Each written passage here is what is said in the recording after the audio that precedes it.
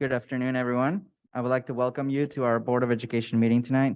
To access translation, please click on the globe icon below, or at the John, you can go to the corner of the room to get translation. Para acceder a traducción, pueden apretar el botón del globo en Zoom, o en Dijon pueden ir a la esquina del gimnasio.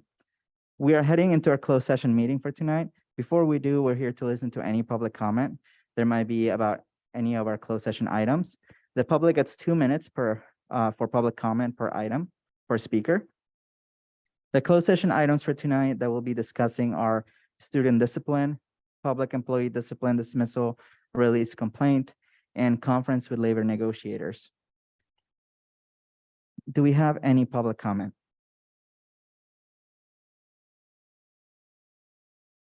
No public comment. Thank you.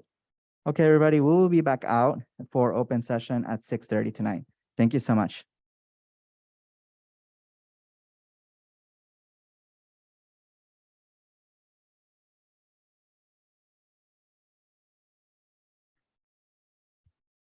Good afternoon, everyone. Good afternoon, sorry about that.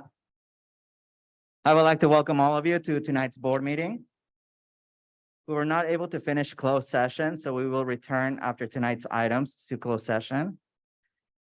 To access translation, please click on the globe icon below on Zoom, or at Dijon, please go to the corner of the room to obtain translation. Para acceder a traducción, pueden apretar el botón del globo en Zoom, o en Dijon, pueden ir a la esquina del gimnasio y les van a dar traducción. After opening procedures, the public will have the opportunity to make public comment. Public comment has recently changed. We have opportunities on non-agenda items in person, through Zoom, and by telephone at the beginning of the meeting. Public comment will last 30 minutes. The time allotted for each speaker is 2 minutes. If you're attending the meeting in person, you will need to submit a request to address the board form to indicate your desire to speak on an agenda item. If participating via Zoom, you will need to raise your hand by clicking on the appropriate icon in the Zoom app, or by pressing *9 by accessing the meeting by phone. No yielding or time or substitution of speakers is permitted. The public will have an opportunity to make public comment on agenda items after the staff presentation for each discussion and action item. The public will have 10 minutes per item and 1 minute per speaker.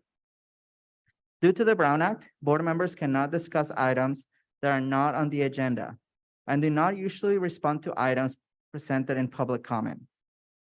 Now we're going to move to our open procedures. First, we have the Pledge of Allegiance. If everyone could please stand.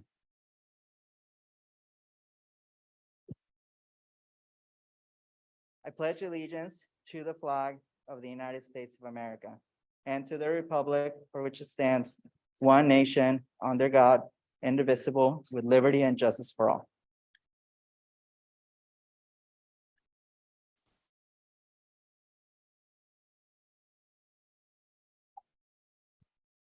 Thank you. Now for our land acknowledgement. We recognize that we are presently on the lands of the Chochenyo, Muwekma, Karkin, Ohlone peoples, and acknowledge them as the first inhabitants of the land we currently occupy. Dr. Hurst, can you please take roll call? Absolutely. President Gonzalez-Hoy, Good evening, President. Trustee Clerk Smith-Folds, Good evening, everyone present. Trustee Reckler, Good evening to everyone. I'm present. Trustee Phillips. Absent. Trustee Christian, Good evening, President. Trustee Barone, Good evening, President. Trustee Santos, Good evening, President. one member absent. Thank you, sir. Thank you, Dr. Hurst. Dr. Hurst, is there any report from our first closed session? No report outs. Thank you. Okay, everybody, now we're going to be doing public comment. The way that we do it again, 30 minutes total, 2 minutes per speaker, and we transition between a person in the room and a person at Zoom. Now, I do know that tonight there are a few speakers that are reading a letter, so we will take them together as that was their request, but they still get only 2 minutes each. We can start with the room, please. And once your name is called, please come up to the podium and we'll start at your timer. Our first public comment is Rosa Manipuar.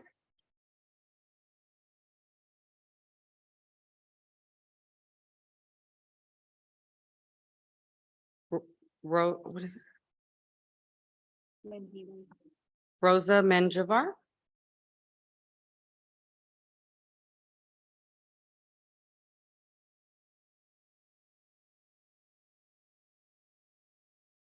Okay, we can go to the next speaker.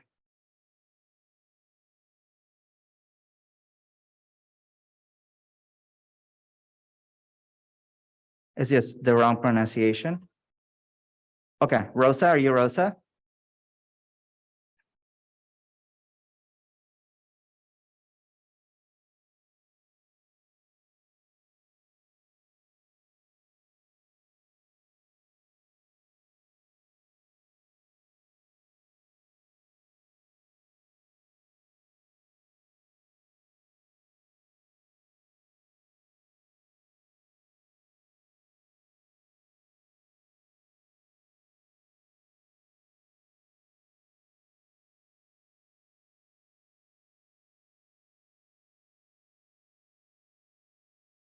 Miriam Wong.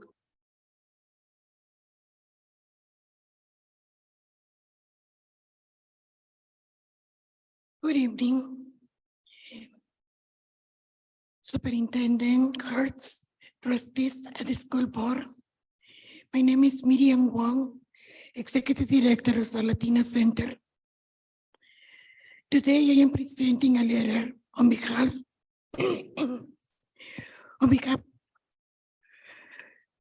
presenting a letter on behalf of 12 community organizations that have come together to support a students-led effort to preserve fundings for the position of the school community outreach workers, scouts, of the West Contra Costa Unified District.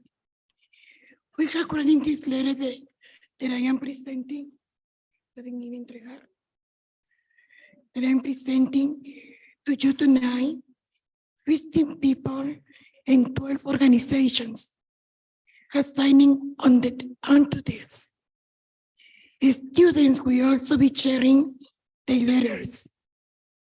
They have collected 653 signatures with our letter. We have a total of 8 signatures. We are presenting this letter and sharing today that we support the voices of the students. We agree with the concerns and we echo the requests, which include do not cut the position of the scouts. And please continue to listen to the student, to the voices of students, parents, and the community, including when there are important budget decisions being made. We demand that the scout position not be eliminated. We know the board is aware. Thank you.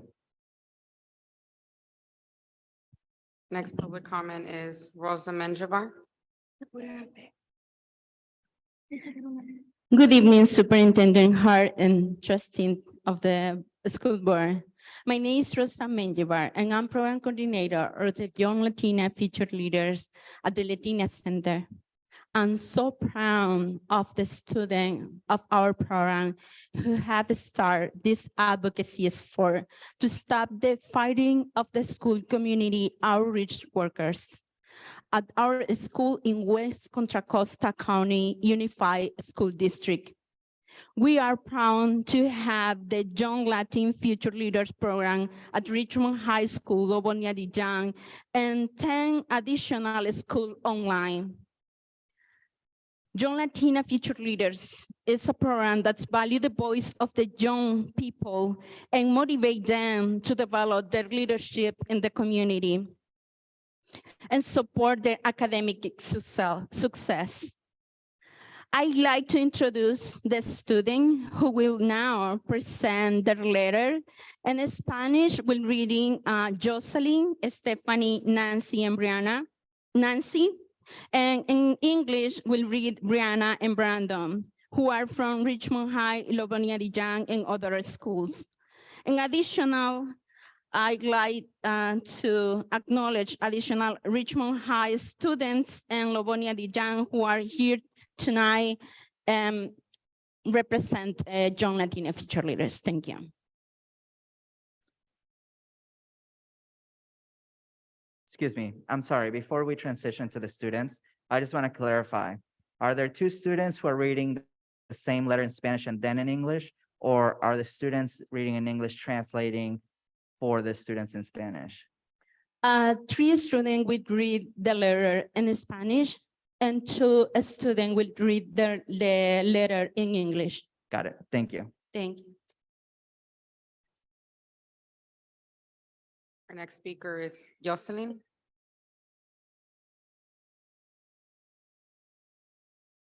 Estimado supretente de Distrito Escolar de West Contra Costa, Doctor Christ y miembros de la Junta del Distrito Escolar de West Contra Costa.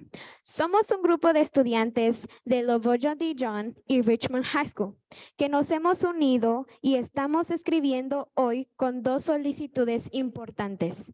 Nos sorprendió saber que la Junta del Distrito Escolar Unificado de West Contra Costa decidió en la última reunión de 1 de marzo eliminar los puestos de trabajadores de alcance comunitarios escolar. En nuestra escuela y en todas las escuelas del Distrito Escolar de West Contra Costa, a partir de junio de este año, nuestras peticiones son: no reduzcan los puestos de trabajadores de alcance comunitarios escolar en nuestras escuelas y continúe escuchando la voz de nuestros estudiantes y la voz de nuestros padres y la comunidad, incluso cuando se tomen decisiones presupuestarias importantes.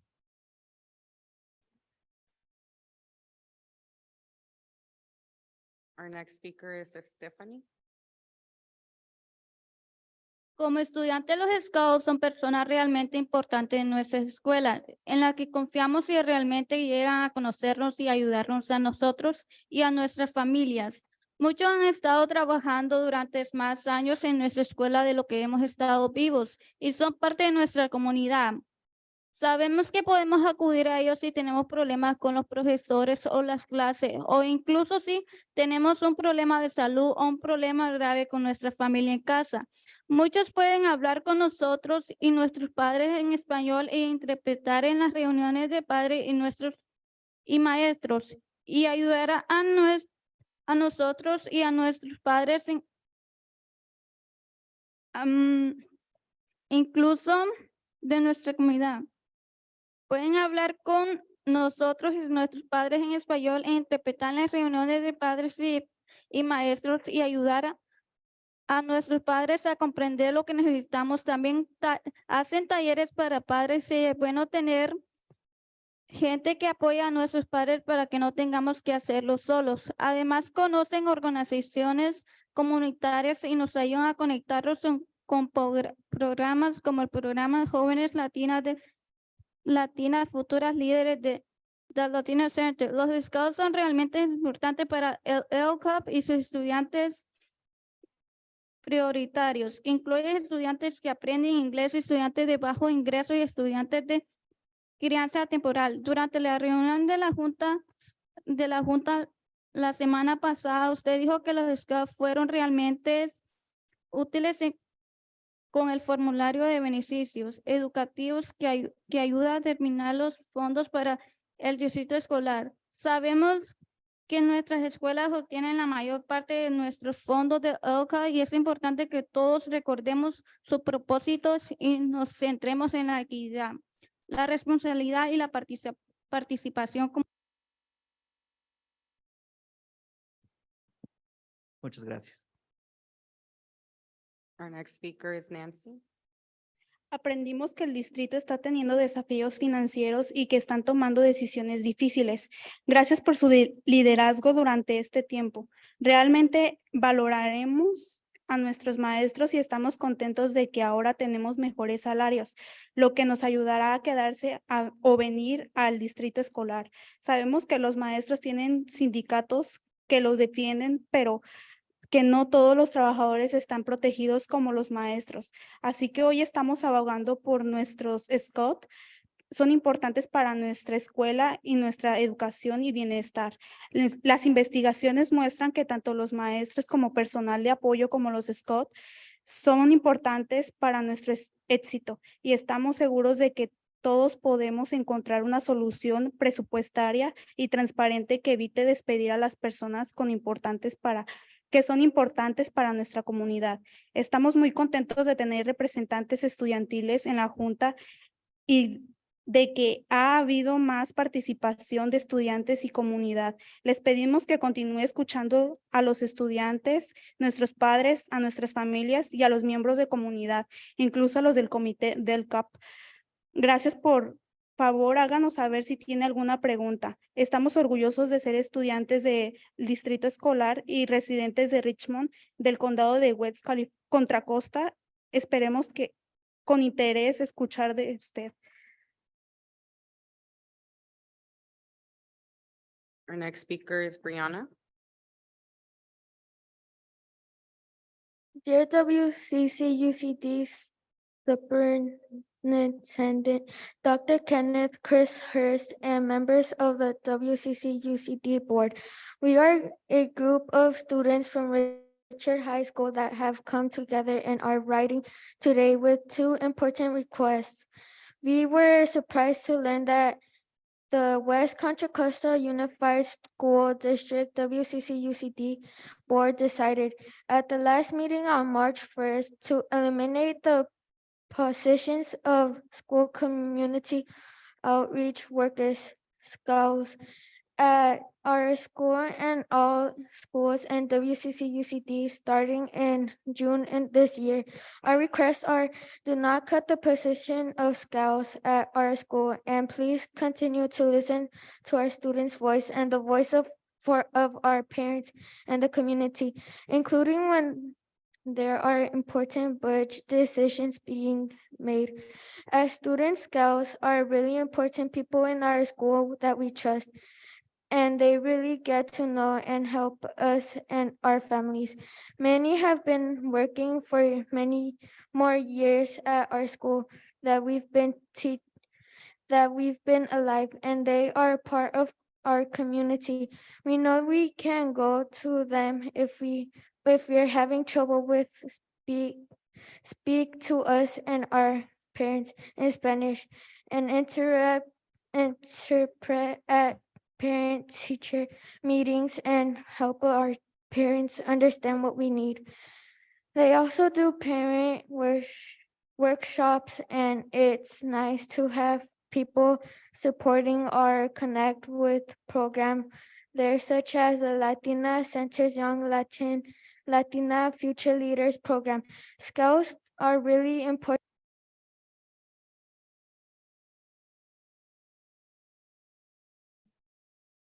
Next public comment is Brian. We learned that the district is having financial challenges and that difficult decisions are being made. Thank you for your leadership during this time. We really value our teachers and are glad that they have better salaries now, which will help them stay or come to WCCUSD. We know that the teachers have unions to advocate for them, but that not all workers are protected like teachers. So today we are advocating for our scouts. They are important to our school and our education and well-being. Research shows that both teachers and support staff like scouts are important to our success, and we're confident we can all find a budget solution and a transparent one that avoids firing people that are important to our community. We're really glad to have student representatives on the board and that there has been more student and community engagement. We ask that you please continue to listen to our students, our parents, our families, and our community members, including those on the DL CAP committee. Thank you, and please let us know if you have any questions. We are proud to be students of WCCUSD and residents of Richmond and West Contra Costa County. We look forward to hearing from you. Thank you.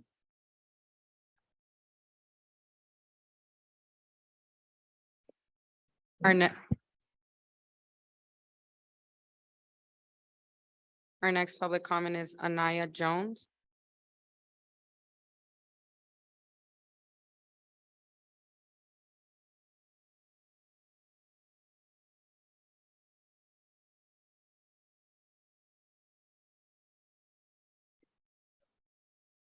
I was targeted in my first year of high school. My Spanish teacher called me names almost every day of the class. He even called me ignorant. At the time, I didn't know what it meant, but when my mother was living and had to tell me what it meant, that's when I understood what it meant for Black minorities and my people to be called this. This teacher didn't accept my work, called me intimidating, violent, sassy, anything he could think of. He even told my friends not to hang out with me because of how I am. He would call security when he couldn't handle his class, and more than likely it would be a Black kid he kicked out because they were scaring him. There were multiple days where he would look at students' attire that was perfectly fine, fully clothed students, and more than likely, again, a Black student, and tell them that his mother would not approve of the clothes that they were wearing. That whole semester made my year the worst year I ever had. Not to mention, I tried to go to administration, the district, and at that point, anybody that would listen. But my case was excused and swept under the rug. Until this day, I still remember how that whole class gave me no courage to even go to school.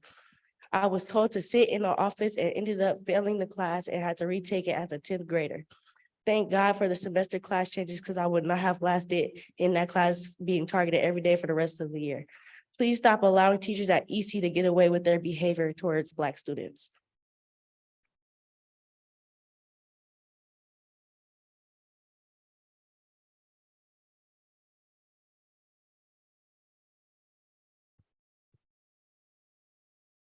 Our next public comment is Mireya Almanza. Please unmute yourself. Dr. Hurst and trustees, for 3 years, parents have sent you many emails with information regarding injury and harms of this vaccine. The truth will set you free. You claim you want to gain the trust of those families you represent. Well, the families who trusted you and vaccinated their children under your illegal mandate have been betrayed and deceived. You told them their children could not attend school in person if they did not comply with your illegal mandate. I know parents, specifically in the Latino community, who vaccinated their children against their will and better judgment because of your constant propaganda and pressure to get them vaccinated. You chose your job and your position over the well-being and safety of these children. You will have to live with that. Whether you believe it or not, you participated in this illegal mandate. Directly or indirectly, you are a part of it. My hope is none of these children suffer any injuries or lifetime illnesses because of your ignorance and negligence. You are all responsible for this. What you have done cannot be undone. Had you done your research, you would know the vaccine never stopped the spread. In fact, it was ineffective against new variants. We told you this from the beginning, and you refused to inform yourselves and accept the truth. Parents, if you vaccinated your children because of this board's illegal mandate and irresponsibility, you should be very upset. They pressured and deceived you to make a medical decision for your child when they had no legal authority to do so. I do not know how each of you can sleep at night, knowing that you may have caused future harm or injury to the children of the future. Shame on each and every one of you. Have the decency to admit you were wrong. Tell the parents the truth. Stop cowardly hiding behind the state of emergency is over excuse. It is illegal, and you knew it from the beginning. You just wanted more children to be vaccinated, and you stretch out this lie as much as possible. Thank you to all the West Contra Costa families against mandates, parents, and children for your courage and endurance in standing against this illegal mandate and the segregation that came with it. Attorney Kevin. Our next public comment is Stella Miranda. Please unmute yourself. Good evening, Dr. Hurst and trustees. I would like to comment tonight on Dr. Hurst's announcement ending the former illegal vaccine mandate. Dr. Hurst stated that the school district had decided to end the vaccine mandate due to the state of emergency ending. However, he still recommended that the children take this vaccine, even if there are studies and reports that are showing young people are dying of sudden cardiac arrest, strokes, and other unexplained deaths. The state of emergency ending was the perfect excuse for WCCUSD to back out of the vaccine mandate. But we all know the truth. Wednesday, February 22nd, 2023, the California Supreme Court refused to depublish the San Diego Superior ruling that stated no school district has the right to implement a vaccine mandate. This ruling occurred prior to the state of emergency ending on February 28th.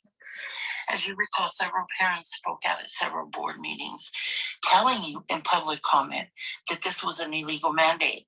Yet the district refused to listen and spent thousands of taxpayer dollars paying attorney's fees that could have went to student services.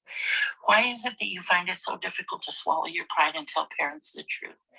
Stop hiding behind the excuse of the state of emergency being over and apologize to the parents who trusted you and gave their children vaccines without them even being necessary to attend in-school learning. They trusted you, and once again, you betrayed their trust. Take some accountability for once. I can only pray that you learned from your mistakes and that no child was injured as a result of your negligence. Thank you for your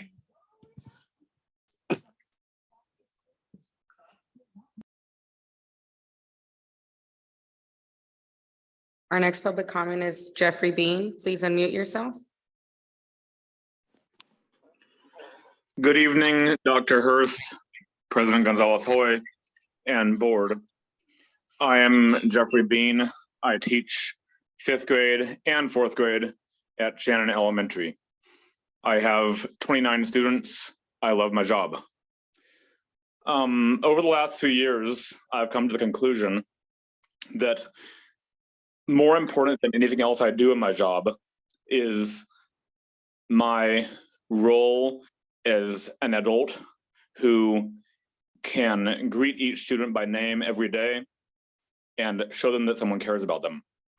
I try to do this with all of my students at least once a day, ask them how they're doing, make sure they know that I love and care for them. And I try to do that with as many former students as possible as well. I had some sad news a few weeks ago when I heard that a school in my hometown, Santa Rosa, had a stabbing at a school where one student attacked another student and the attacked student retaliated and stabbed and killed a classmate. This made me sad because it made me think of my own students and the need to protect them. I only wonder if at that school, if there have been more grown-ups at the school who got to know those students and find out what was going on and prevent it before it happened. Tonight you have before you a proposal to cut staffing at schools. At Shannon and at all district schools, our yard duty workers, school community outreach workers, and other classified staff are important in making students feel loved and safe. Please don't cut them. They are needed by our schools. Thank you.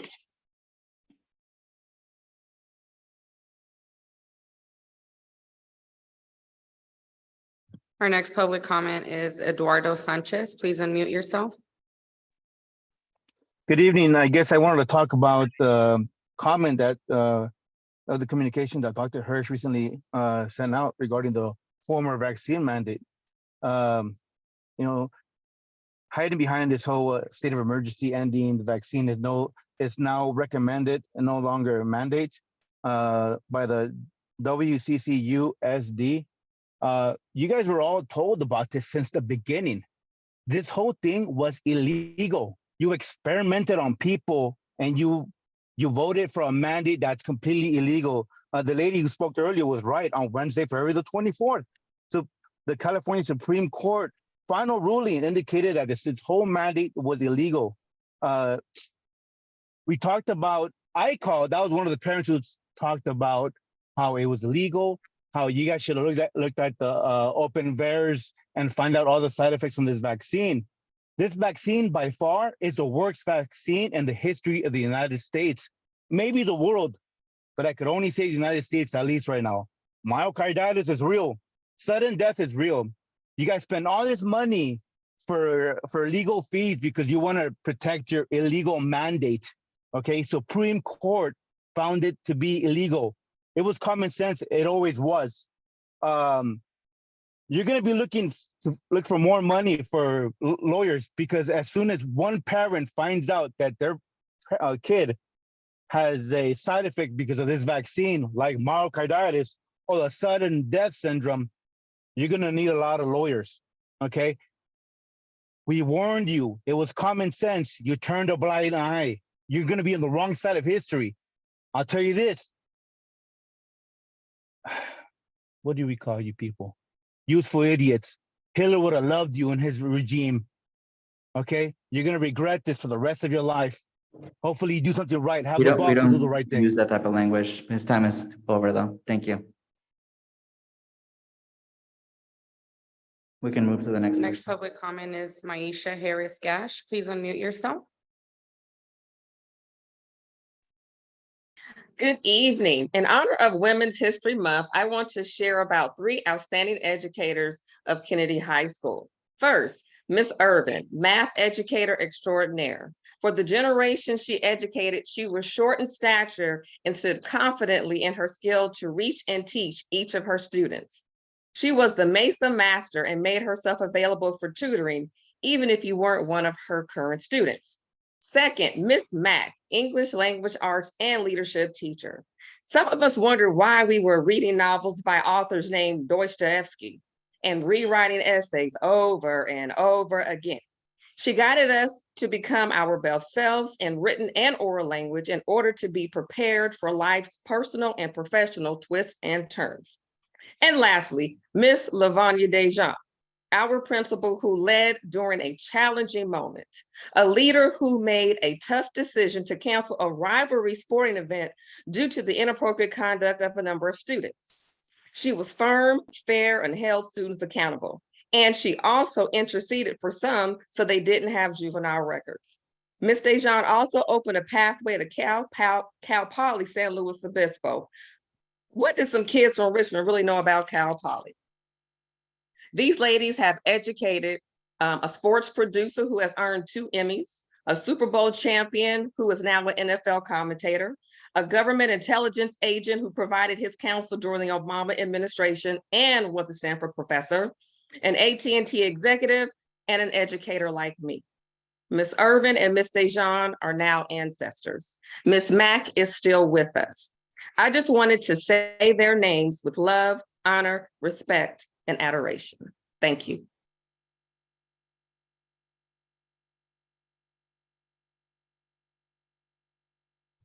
Our next public comment is Genesis Green. Please unmute yourself.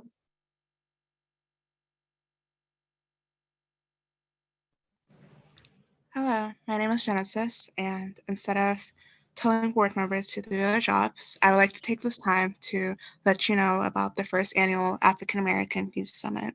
The theme is revolutionary change, and the event will take place right where all of you are at Dijon on March 25th, 2023 from 1 to 7 p.m. Food will be served from 12 to 1.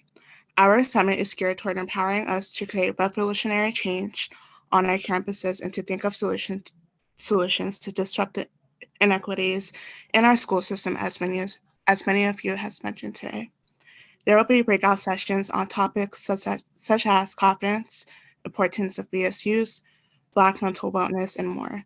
We will also have a student panel where you can hear directly from students regarding their lived experiences on campus. We will conclude with a dance. We ask that all high school students come out and invite the public to come and listen to advocate for Black student success in West Contra Costa Unified School District. Thank you.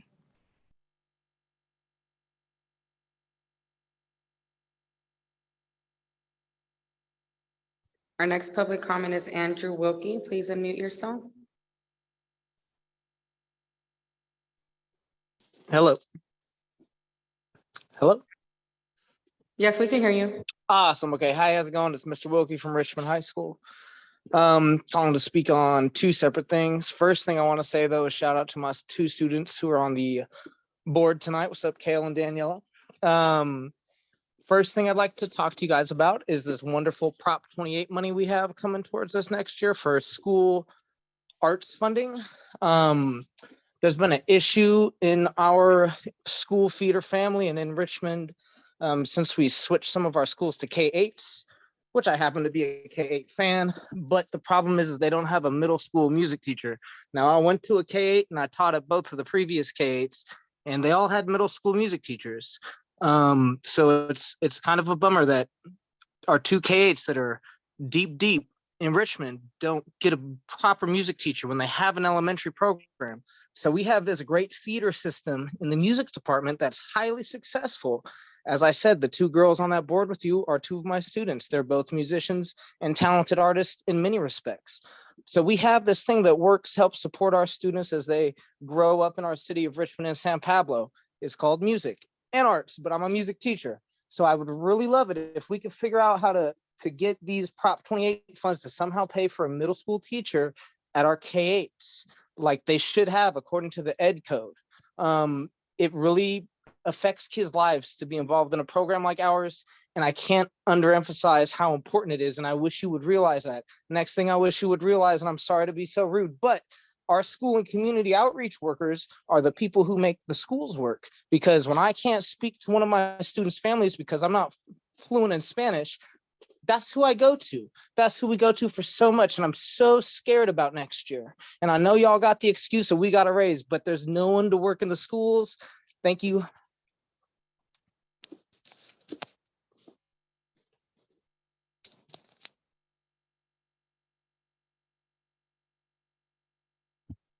And our last public comment is Miss Tara Fay. Please unmute yourself. Hi, can y'all hear me okay? Yes, we can. Great, thank you. First, I got to take a second to appreciate the earlier student speakers that advocated for our SCOWs and against racism in our schools. I sincerely hope that you were listening to them. And I'd also like to echo what Mr. Wilkie said about the Prop 28 money. Our kids deserve music programs in the K-8 programs. Good evening, board. My name is Tara Fay. I'm a teacher at Pinole Middle. I'd like to thank Trustee Reckler for being the only person to respond to my email after the last board meeting about serious inequities at my site. I truly appreciate it, and I hope the rest of you will follow suit. Tonight, you'll be voting on whether or not to eliminate and/or reduce 29 certificated positions that directly interact with students. But last week, our district posted multiple assistant principal openings on EdJoin, an education job search site. Yet tonight, you're voting to eliminate 1 assistant principal and 2 vice principal positions on top of 10 secondary counselor positions, 2 instructional specialists, 5 instructional coaches, 2 general education teachers, 5 elementary prep teachers, some to be reduced and others entirely eliminated. I mean, we know that we have a teacher shortage. We know that every staff member at our sites is invaluable right now because we are stretching ourselves thin to fill the gaps. To eliminate the positions that we're struggling to fill already would be foolhardy, and I urge you to keep the cuts away from our kids. Secondly, why did charter schools keep getting removed from the agenda? We know that Summit K2 and AMPS Richmond Charter Academy have been issued notices of concern from the County Office of Education for fiscal insolvency, and that Summit Tamalpais failed to submit proof that it met its renewal conditions on time, if at all. Under your policy, their renewal was recommended for revocation, but it's not been put back on the agenda. Let's get some money back for enrolling kids from charter schools in our amazing community schools. Thank you.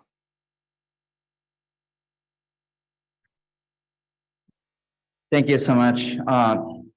Dr. Hurst, can you please clarify about SCOWs, because we heard a lot of comments tonight. Could you please provide some clarification since it's not on the agenda? Absolutely. Thank you so much, everyone, for the public comment on SCOWs.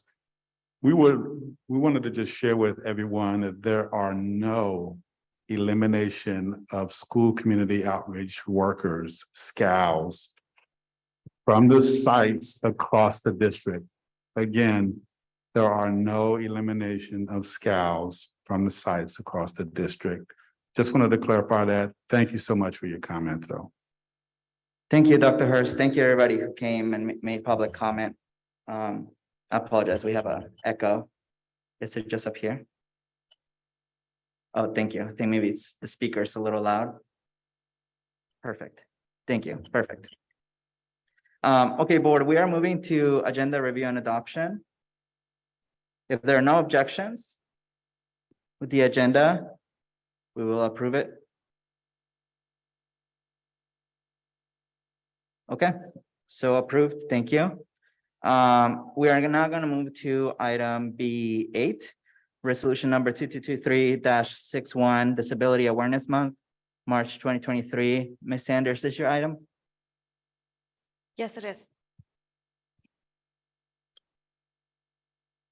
Whereas all of our students should be educated in the least restrictive environment and fully included to the greatest degree appropriate, both in education and the greater society. Therefore, be it resolved on March 15th, 2023, that the West Contra Costa Unified School District Board of Education proclaims the month of March 2023 as Disability Awareness Month and encourages all of its schools to commemorate this occasion with appropriate instructional activities, and be it further resolved that the Board of Education directs that suitable prepared copies of this resolution be distributed to all schools and offices in the West Contra Costa Unified School District. Thank you so much. Board, are there any comments on this item? No, okay, with no objections, we will approve this resolution. Okay, I see no objections, so approved. Thank you. Okay, we're now moving to B9. We are doing a really cool recognition tonight. Dr. Hurst, I'll pass it to you. Thank you so much, Mr. President. We have the honor to recognize two former El Cerrito High School graduates that are now part of the NFL. And we're gonna ask if Trustee Christian, if you can go down, we want to present them with plaques. And that's Aaron Banks, Makai Polk, and we just wanted to just share just a little bit about them as you're going down, sir. Aaron Banks graduated from El Cerrito High School in 2017. After high school, he attended Notre Dame. He was drafted by the NFL in 2021 and selected by the San Francisco 49ers. Whoop, whoop.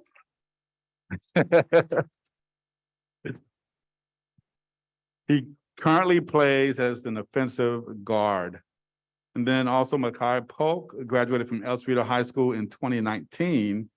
After high school, he attended UC Berkeley and then transferred to Mississippi State. In 2022, he entered the NFL. He's currently a football player with the New York Giants as a wide receiver. Woo! And we do have two plaques that are going to be presented to both of them. I'm going to share the plaques and then I'm going to give them to Trustee Christian. Certificate of recognition is presented to both Aaron Banks and also Makai Polk. On behalf of the Board of Education and the West Contra Costa Unified School District, we would like to recognize you for your professional achievements, sirs, given this 15th day of March 2023. Thank you so much. Thank you. And if Mr. Banks and Mr. Polk could come up to the front, and if they are interested in saying a few words, they're welcome to say a few words. And if not, Trustee Christian's going to give you your recognition and we'll come down and take a picture with you.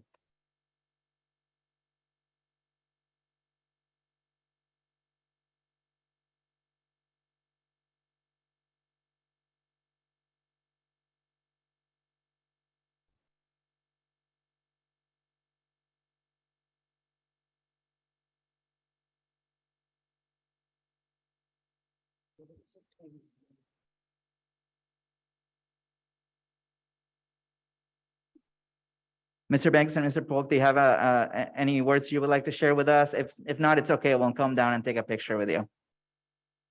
Okay, we'll come down and take a picture with you.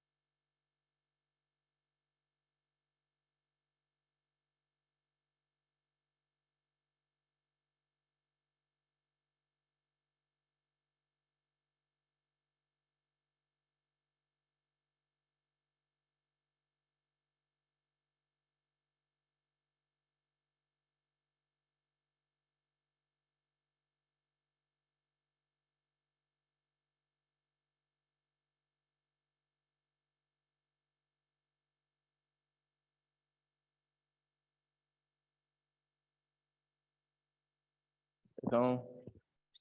I just want to say thank you to everybody who helps in the West Contra Costa Unified School District. It made me the man I am today. Just the beauty of being in this school district and experiencing going to El Cerrito, going to Washington Elementary.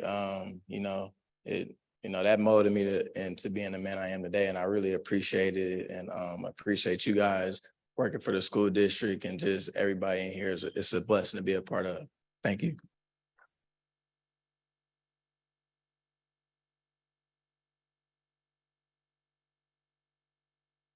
Introduce their coaches. Coach Donnie, who saw them through, Coach Jacob. I worked with them at El Cerrito High School, and they were dedicated. And yeah. All right, that's it. Thank you so much. And thank you to Trustee Christian for helping us organize this. Really appreciate it. Thank you for joining us, and you're welcome to come to our schools anytime. You're amazing role models. Board, are there any comments from anyone else on the board before we move forward? Okay, thank you so much for joining us. Okay, we're gonna now move forward to consent items. Board, are there any consent items that we are pulling? Trustee Phillips? Item 1, please. Okay, C1. Trustee Reckler? I'd like to pull C4, revised job description, Executive Director of Food Service.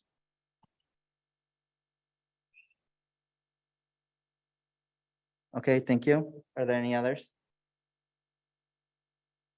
Okay.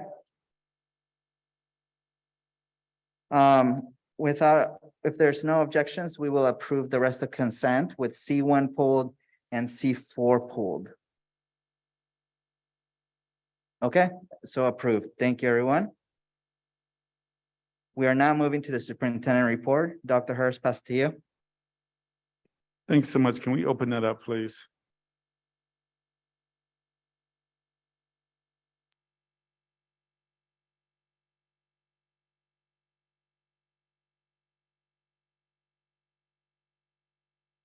I want to first call your attention to some of the pictures you can see.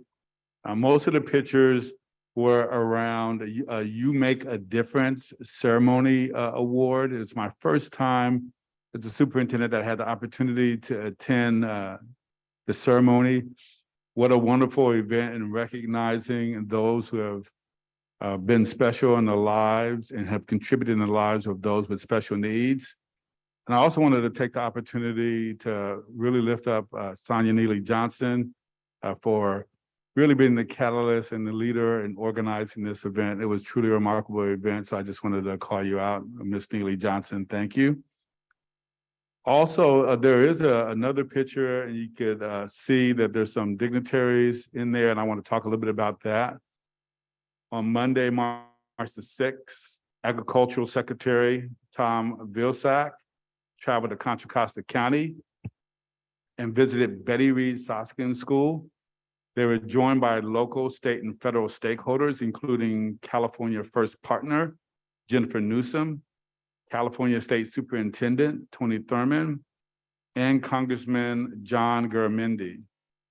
Additionally, our president of the board, President Gonzalez-Hoy, and clerk of the board, Trustee Smith-Folds, attended as well. The purpose of the visit was to highlight how under the Biden-Harris administration, the U.S. Department of Agriculture, USDA, is working to ensure students in California and across the country have access to healthy, nutritious school meals. During the visit, Secretary Vilsack and First Partner Newsom and State Superintendent Thurman and Congressman Garamendi celebrated National Nutrition Month and heard more about the school's innovative farm to school program and partnership with Conscious Kitchen. Supporting schools, incorporating local foods in their school meals operations is a priority for USDA and part of the department's efforts to transform the nation's food system, in part by improving food and agricultural supply chain, resiliency, and increasing low food consumption across the country. And it was our pleasure to host these dignitaries and to share the great work and progress that's happening in this area. So we wanted to share that with you. Can you go to the next slide? We really wanted to highlight some important work that we'll be bringing to the board at the next board meeting. I want to share with you that we do acknowledge the students who have been coming to the board meeting to talk about the events that's been happening at several of our high school sites, especially about treatment, about discrimination, about prejudice, about racism. So I want to share with you that we have reached out to a few people, and I'm going to talk about them. One is Dr. Webb. Dr. Webb is focused on diversity, inclusion, and also equity. And she's focusing on our high schools and working with our BSUs, our Black student unions, and specifically the issues that's happening at our school sites. And she is also working with the school sites in organizing town hall meetings. And I'll bring more back to the board about that. I also wanted to introduce Dr. Rochelle Rogers-Ard. Can you go to the next slide? This will be coming to the board as well. And this is in response also to some of the issues that's happening across the district with students of color, but also our Black students and our BIPOC students as well. So what we're hoping that she does is, according to these bullets, she wants to come in and really design, facilitate, and support, implement student listening sessions, but not just student listening sessions, but adult listening sessions across the district. She's going to gather all of the data, provide an analysis to the district, to the board, what's happening at our school sites. And this is specific to what's happening with those issues that I just named around equity or inequities that's happening across our district, racism, prejudice, discrimination. And she'll provide recommendations on future equity-based work across the district. One of the key pieces that she'll engage in is really listening to students, really listening to staff to help us develop our equity statement and our anti-racist stances as well. We've been talking about this since I've been here. We're hoping to bring her on board so she can start this great work. Also, she'll be working in partnership with all district personnel, so not just the students. But I did share with her that because of the significant issues that is happening across our district with our students and them coming to the board meeting, that we do need to prioritize our students and really listen to student voice. So she'll be doing that in both of them. She'll develop and facilitate processes also for onboarding. So understanding that we'll have an equity stances and an equity statement. We want really anyone that comes into our district to really understand what we mean by equity and what the equity statement is. Next slide. So in talking with her also, there's going to be facilitation of courses. This is going to be for all of our staff. So all of our leaders, all of our teachers, all of our classified as well. So really looking at a class around race and racism and what she really wants to do. And let me just share that Ms. Rochelle Rogers-Ard has worked with our district before in this area. So many of our staff members are familiar with her or would be familiar with her if she's approved. So she really wants to make sure that we have consensus on terms that we're utilizing, racial equity terms, race as a social construct, overt and covert white supremacy, microaggressions, and racial bias. Also, there's a course that will be provided to all of our employees as well. Who am I as a leader? These sessions define leadership, explain the difference between leading and managing, and they dive into racial and leadership identity and end with a framework designed for self-reflection. There's also a class on how do I lead equitable teams in schools. And then finally, there is a class around how do I manage conflict. So again, we're looking forward to bringing this item at our next board meeting to really support what we've been hearing from our students, what's happening at our school sites, but also what's happening at our schools. And I know that you've heard that students come from particular high schools, El Cerrito High School, also Richmond High School, but I've shared as a superintendent that there are cases at all of our schools and it needs to be addressed system-wide across the district. I will say that Dr. Webb is having those conversations right now and looking into town hall meetings to address some issues, and then hoping to bring this item back to the board for our April the 12th board meeting to do deeper work across the entire system. Thank you so much, Mr. President. That concludes my presentation. Thank you so much, Dr. Hurst. Board, are there any questions on the superintendent report? Clerk Smith-Folds? I think one of my main questions are, how are we going to ensure that everyone participates? I appreciate that question. I think that comes from the top. That comes from me as a superintendent. It comes from me setting that expectation, which is why I wanted to announce that here at the board meeting. I will be at the principal meetings as well. I'll also be sharing that with all of our leaders across the district, that this is an expectation across the district. So it does start with the superintendent. Thank you so much. I also want to ask, will the board be invited to these meetings? Absolutely. We have talked to Rochelle Rogers-Art, and she absolutely wants the board to be involved in the conversations. Also, Dr. Webb wants the board to be involved in her conversations as well. Thank you, President Gonzalez-Hoy. Everything left is comments. Thank you so much. Are there any other questions? Okay, we're gonna move to comments. We have 2 minutes for comments, so if you could put up the timer, please.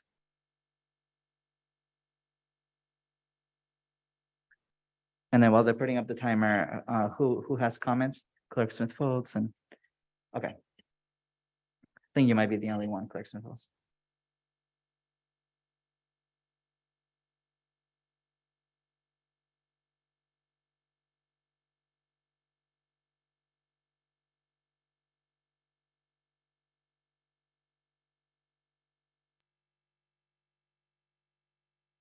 Thank you. Go ahead, Clerk Smith-Folds. I think it's very important that we make sure that we're listening to teachers. We lose so many Black teachers in this district every year because they don't feel supported. We lose so many Black students in this district every year because they don't feel seen or heard or supported. So if we do this work, we have to do this work with accountability on the other side. If you don't fall into the understanding of that we are an anti-racist district, then you're no longer here in this district. We are an anti-racist district. And if you cannot get in line with that, then this is not the place for you to work or send your children or anything else. We have to make a statement of who we are. And then we have to put actions behind who we are. We have to stop having the mass exodus of Black students, teachers, and parents out of our district. It's not so much being anti-racist as it is being pro-Black in this district. And we need to get in line with that because we are abusing our children, our families, and our teachers. I'm complete. Thank you, Clerk Smith-Folds. Okay, I don't see any more comments. So thank you, Dr. Hurst, for your report. We're gonna move to the first action item. Action item, it's E1. Dr. McIntyre, is this your, sorry, Dr. Greenwood, this is your item, and Mr. Taneshika. Thank you so much. Good evening, board. We are recommending resolution 2223-57, certificated particular kinds of services for layoff. And this is a certificated group with administrators and teachers. And we're asking for a reduction or eliminations of these positions that are located in the exhibit. And so the recommendation is for approval at this time. Thank you, Dr. Greenwood. Board, who would like to start with questions? Are there any questions? Oh, I'm sorry, before questions, thank you for the reminder. Do we have any public comment on this item? And again, public, this is item E1 specifically. So if you're raising your hand on Zoom, you're making comment on this item. Are there any comment on the in person? Yes, Okay. not in person, on Zoom. Okay, Zoom, thank you. And then 1 minute. Our first public comment is Erica Yanis. Please unmute yourself. Hi, I actually had my hand raised and in the queue for the first set of public comments, but I never got called on. And yeah, I'm actually here to comment on something that's not on the agenda today. Thank But you. I'm all, sorry. We're done with that part of the agenda. yeah, I understand. I emailed I you have all, 30 minutes at the so beginning, so I apologize. yeah, no There were worries. a lot of people signed up. Yeah, no worries Please, again. But again, do send us an email. It is on the website. We'd be happy to, of course, read your email. Thank you so yeah, much. I appreciate it. Our next public comment is Demetria. Please unmute yourself and state your last name. Hi, my name is Demetria Saunders. Can you hear me? Yes, we can. Okay, I don't think I'm clear about how come we're doing these cuts and we're still in the process of trying to hire. It seems like that we don't even have enough teachers or assistant staff in place already. So I don't understand how we can let go when we don't even have enough. And I don't know if there's another way to tweak things or to see things differently, but I just don't understand how we can lay off people, especially where there's special needs children, that how can we lay off people when we don't have enough already in place? I'm done.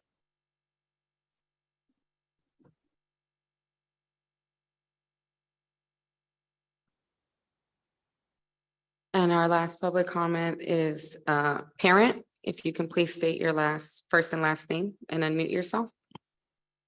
Hi, my name is Karina Soriano. So yes, we are talking about cuts, but we also have to recognize that every year there's a projection about losing kids, but then we get kids. So if we are talking about, hey, let's go ahead and get rid of counselors, let's go ahead and get rid of other personnel, then when it comes time, you're going to have way too many students for way less counselors. And it doesn't make sense, especially coming out of the pandemic. Who's been really supporting and holding our students together are the counselors. We need to be seen more as mental health support counselors and not just paper pushers, because we're not. The job description has changed, and the district needs to come and change with it as well and understand that we are valuable and there's a lot more that counselors do that you guys have no idea. Come and talk to me and I'll let you know. Come and look for me, Karina Soriano. Thank you so much for the comments. Okay, board, now we're moving to questions. We're going to do 3 questions per turn, and we'll see if we need to do more rounds. We're also doing 2-minute comments. So we'll start questions. Clerk Smith-Wills, did I see your hand? Go ahead, you can start us. Dr. Greenwood, are any positions getting cut under this resolution? No, they're not. They will be reduced in this resolution. And because of some of the vacancies, we'll be able to move people around into vacant positions. Okay.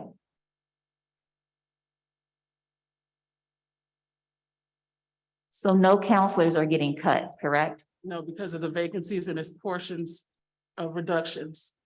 Thank you. I'm complete, President Gonzalez Hoy. I do have comments. Thank you. Thank you, Clerk Smith Folds. Are there any other questions? Okay, I do have a question, Dr. Greenwood. There are a few administrative positions or other positions that are grant funded. I was wondering if you could explain why those positions are here. Those positions are on there because of the funding sources of the grants. And the grant requirements, we must notify those individuals now until we receive the grant notification letters, which usually come later. And so we will reinstate those people once we get the grant notification letters. Thank you, Dr. Greenwood. Okay, board, now we're gonna move to comments. But first, is there a motion? President Gonzalez Hoy, can I ask another question? Yes, go ahead. Dr. Greenwood, what happens if we have other counselors that want to come into the district, right? So if we have counselors that none of these positions aren't there, but if we have counselors that want to come into the district, do we make room for those counselors to come in? What do we do? Due to our staffing matrix, if there's available positions, then we can hire them. Okay, thank you. Okay, everyone, we're gonna move to a motion. Does anyone have a motion?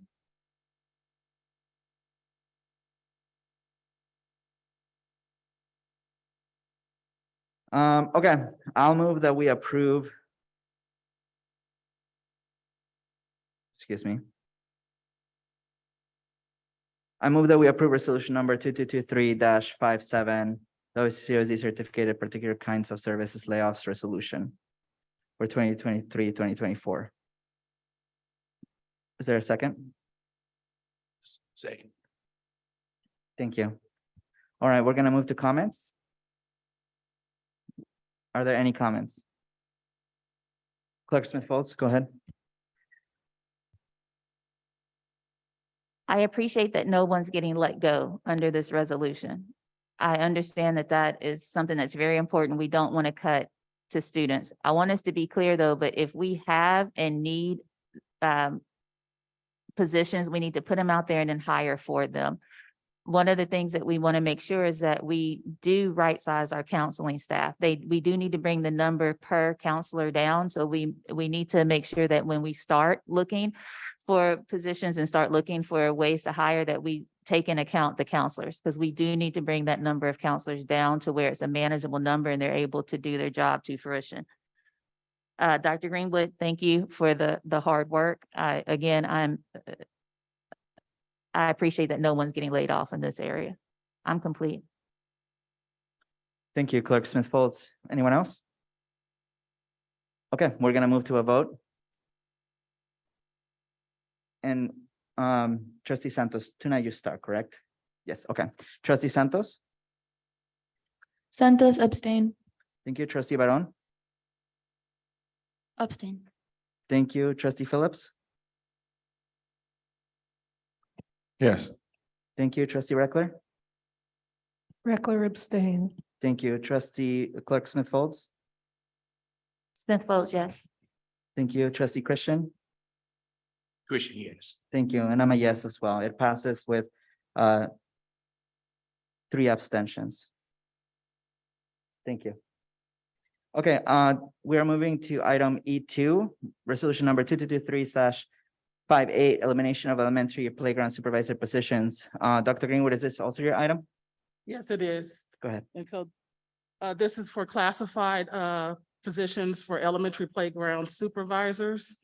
And so this is about right sizing the elementary playground supervisors and bringing them down to the right proportion for hours. And so we're requesting recommendation for approval. And there are also other positions in the exhibit as well.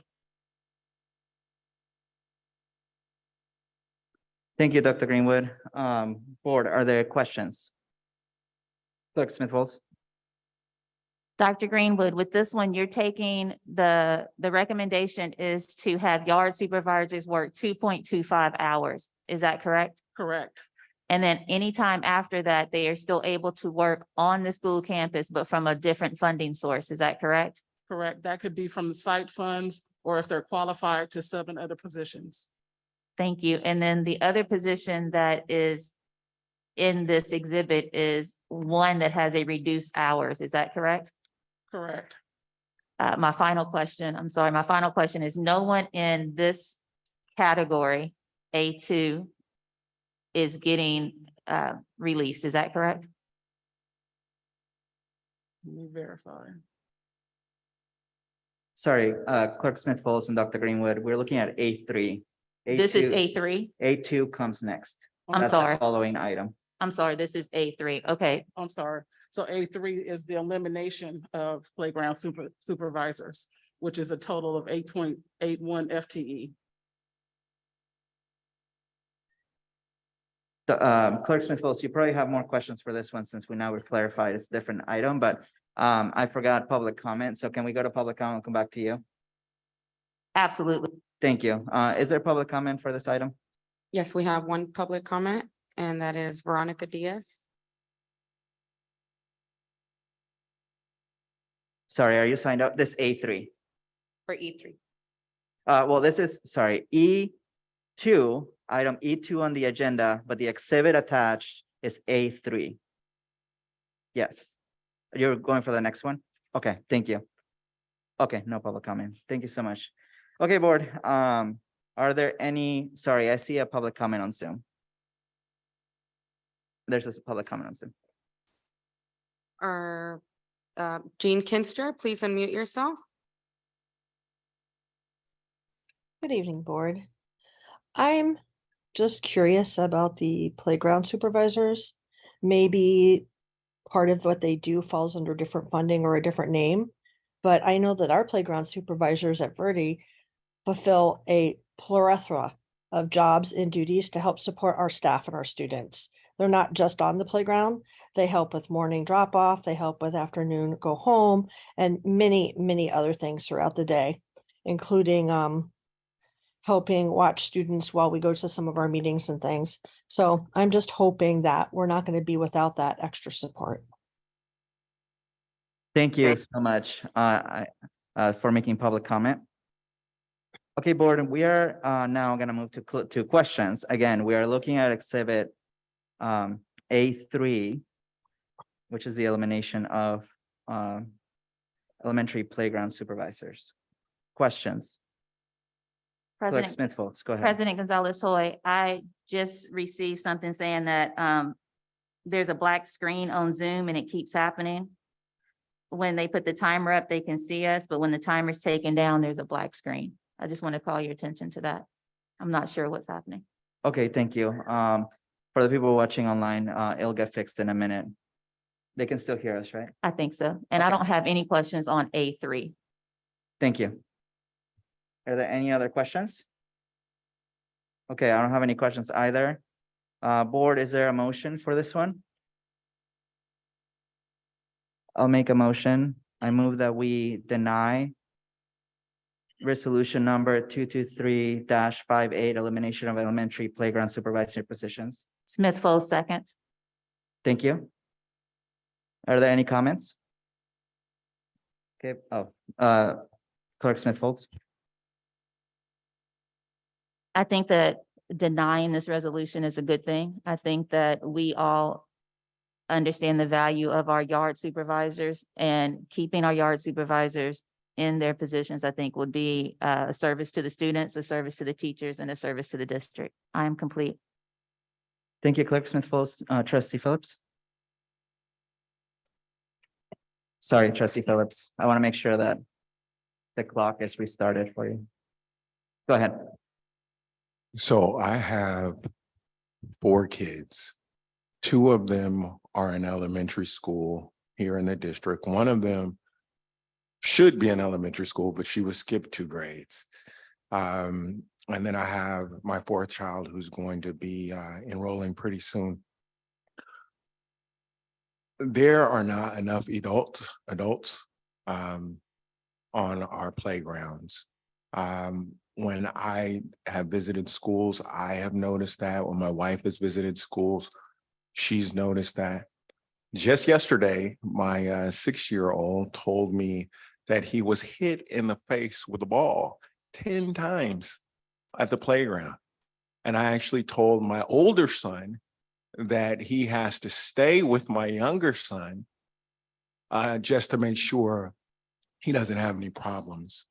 And so I'm pretty sure I'm not the only parent that is telling their children to look out for each other on campus because not that the adults don't care, but there just aren't enough of them.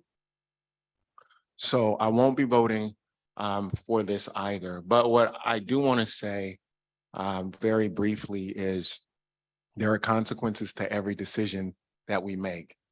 And the reason that we are going through this round of votes on layoffs or whatnot, in my opinion, is due to the votes that this board has taken around our finances. So the hand is being forced, but I don't agree with this, and I didn't agree with those fiscal decisions either. Thank you. Thank you. Would you mind restarting the clock for me, please? Thank you so much. So I agree with the sentiments from both Clerk Smith-Folds and Trustee Phillips around playground supervisors. As a teacher at Baby Elementary School, and I saw one of our scouts and playground supervisors from when I was teaching there here tonight. We just don't have enough. I completely agree. I think that they do so much, especially for larger campuses when they have 1 or 2 people. We have to be really cautious about what we cut as we make hard decisions. Playground supervisors are essential for our schools. They also, honestly, are usually parents from those schools. And they usually are people of color that we need to retain, to be honest, right? So they are committing their time. Also, they're our lowest paid employees in the district, right? And it really hurts me when we have to cut their time or really eliminate their positions. So we need to find funding to continue to expand these positions, because I agree with what my colleagues just said. We don't have enough of them. So that's why I'm voting on this tonight. But I also want to say, because we're going to move to the next one in a minute, we have made a commitment to the county.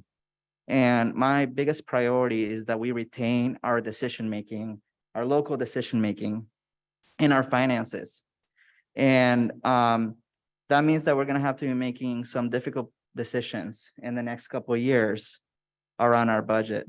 And that is why I voted yes on the previous resolution, and I'm going to vote yes on the one after, because we do have to show the county that we're willing to make hard choices. So anyways, that is why I'm voting here tonight in this ways. Thank you so much. We're going to now move to a vote. Trustee Santos. Santos, yay. Thank you. Trustee Baron. Baron, yay. Trustee Phillips.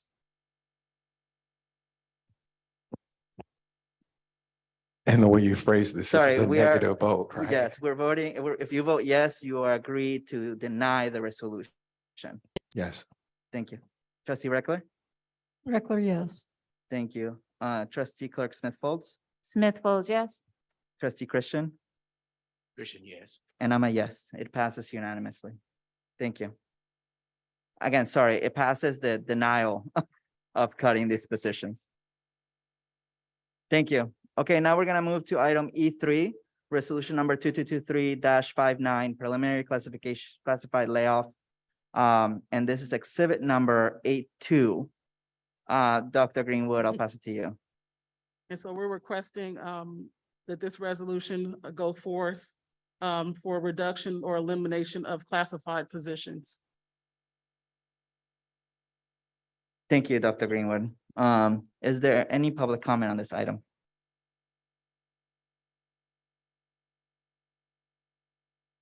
Our first public comment is Shanae Vaughn.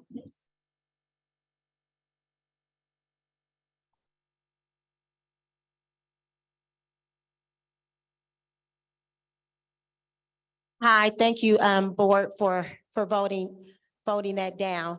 My name is Shanae Vine, and I am the Teamster representative for the most hardest working, underpaid, classified staff here at WCCUSD. For the last 2.5 years, I've watched classified staff step up and bust their behinds during COVID. They worked outside of classifications without proper pay, took additional hours to make sure that the sites had coverage and were safe. Just last year at the bargaining table, the leadership here at WCCUSD assured us that they would not be issuing RIFs. So we took that as they were bargaining in good faith, only to find out months later that they will be issuing RIF notices to the elementary playground supervisors who will cover those lunches. The district claims that they are overstaffed with the yard supervisors, but the administrators continuously call us to find yard supervisors to fill vacancies at sites. Thank you so much. Sorry, this is for 1 minute. I apologize. Thank you.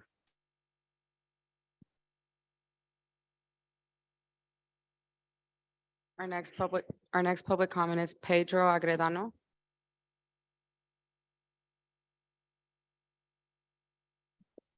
Good evening. I have a short period of time, so I'm just gonna call you guys out. Trustee Smith Falls, President of Gonzalez Oy, when they were approving all these other directors and everything, you guys stated that if there were cuts, you guys were for cutting from the top. Just, I don't mean to pick on a certain position, but your associated facilities and superintendent in 2014, 2015, top pay was 184,000. In the private sector, 2018, 2019, BART, City of Berkeley, NES, their top salaries for their superintendent was anywhere between 130 to 160. What are they now for us? Cut from the top. One position can save a lot of classified. You've already dipped into that too many times.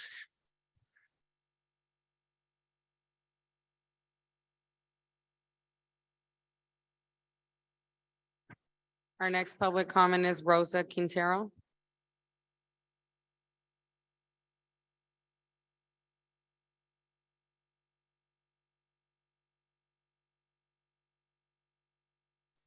Hi, my name is Rosa Quintero. I'm the head custodian for Michelle Obama, and lo voy a decir en español.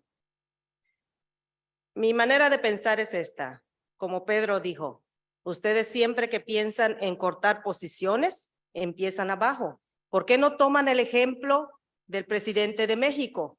Cuando él entró y agarró la posición, empezó por cortar su salario de él para dárselo a los que más necesitan. Porque nosotros, los que limpiamos los toilets, los que cuidan a los 600 niños en las yardas, somos la base del distrito de West Contra Costa.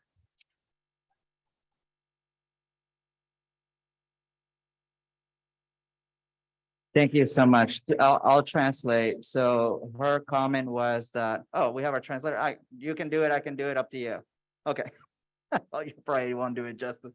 So her comments, Rosa, please correct me if I missed something, was that we should use the example of the president from Mexico, who when he came in, he cut from the top, including his own salary, so that he could retain the people who were doing the work.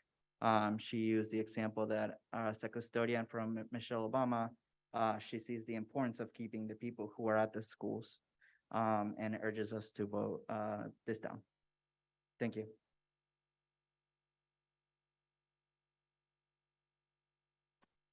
Our next public comment is Marilyn Gwen Scott.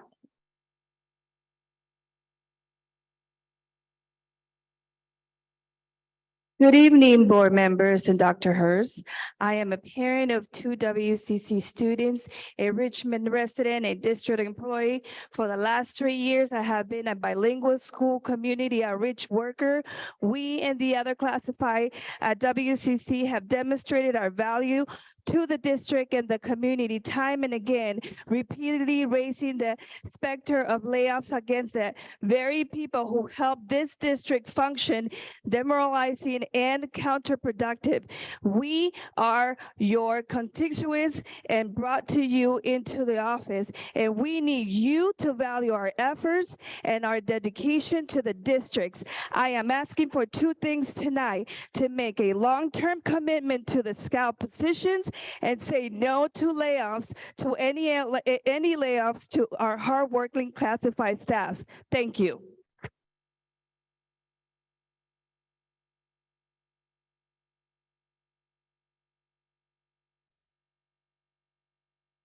Our next public comment is Jesus Galindo.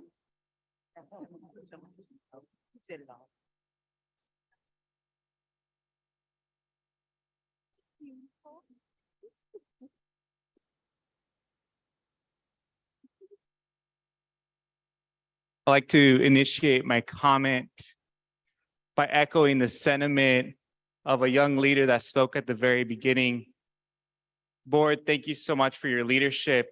Thank you for helping us get closer to making sure the profession I love and makes a difference in our community is financially stable, and also getting closer to guaranteeing that every single student has a classified, credential permanent teacher in their classroom. I'm here to tell you a universal truth, that our classified personnel are the foundation this district needs to operate efficiently and successfully.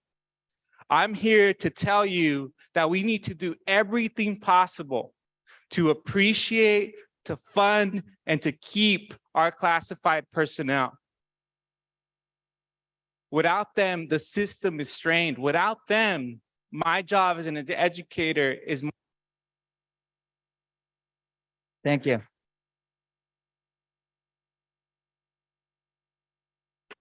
Our next public comment is Veronica Diaz.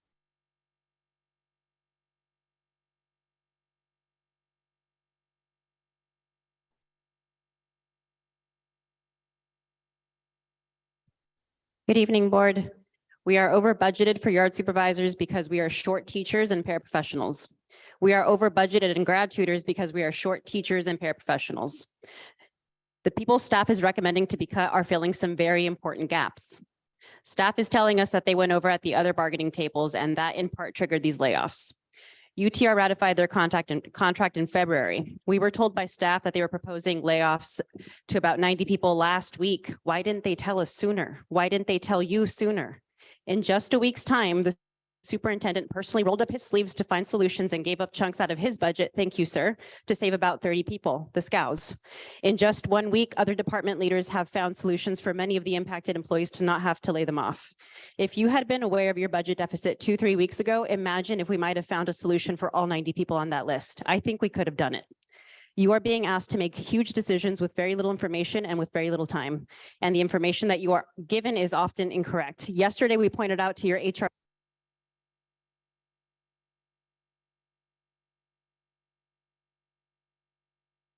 Our next public comment is Brenda Rankin.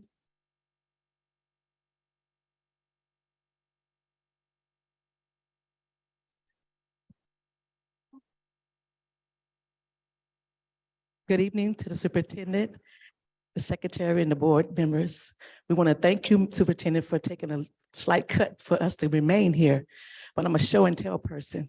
This bag that I have in my hand, we went door to door during the before the pandemic, when we had over 2,000 students missing in action.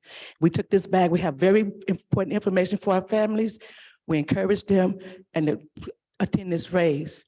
Not only that, during the pandemic, we put our lives on the line at our school sites for the lunches, for our students, our families, and our communities. So please, as you stated, put in mind that we have a family too that we have to take care, and we cannot lose our jobs. Thank you.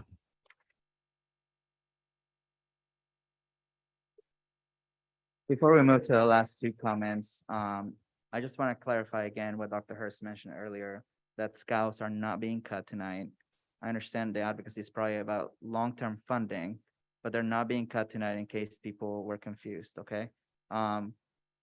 public comments need to be around the E3, which is the specific positions that are there. Okay, thank you so much. Our next public comment is Wanda Williams.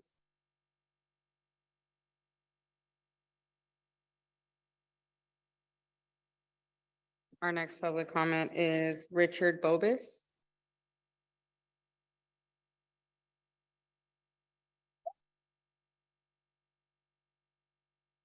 Good evening, Dr. Hurst, trustees and staff.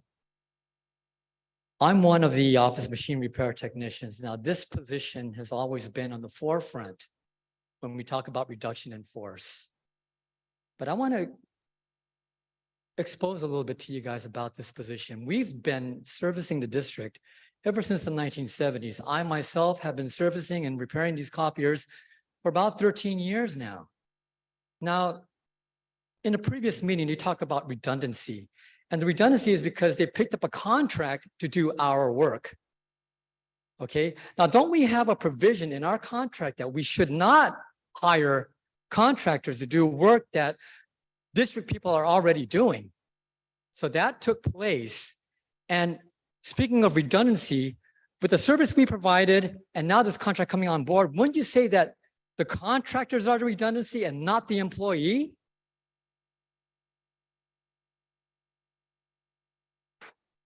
Thank you. Our next public comment is Jeffrey Bean. Please unmute yourself. Good evening again. Thank you for hearing from us. I'm a teacher at Shannon Elementary. Just over a year ago in March, on March 9th of last year, the board was asked to provide a similar reduction in force for teachers. The board listened to the community and the board chose not to put forward those RIFs. It's a good thing too, because just 6 months later, the district was scrambling to find employees. There is a shortage of all workers right now. If you lay people off, you'll be back to the same point again in a few months. I had a colleague last year whose job was made very difficult due to lack of staffing by classified staff in her classroom. We need all the people we can get. We can't afford, our students cannot afford to lose people. Thank you.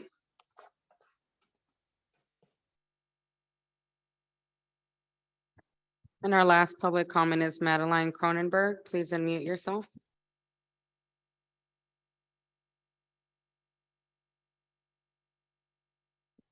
Please unmute yourself.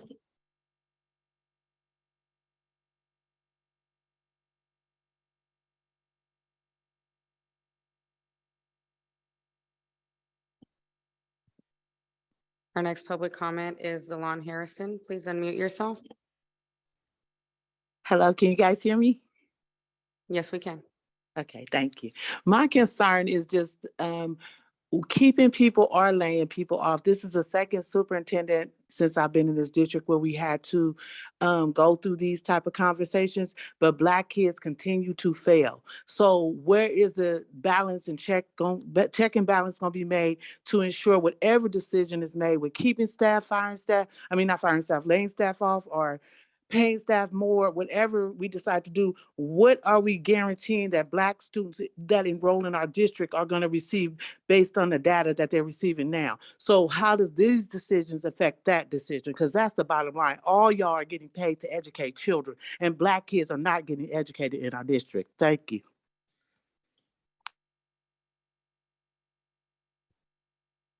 Thank you. Thank you everybody who made comment and who's here.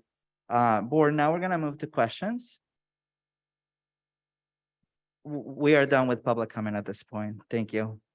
Clerk Smith-Folds, did you say you had questions? I just want to be real clear on the item that we're dealing with now, Dr. Greenwood. This item is about taking yard supervisor hours to 2.5. Is that correct? Yes.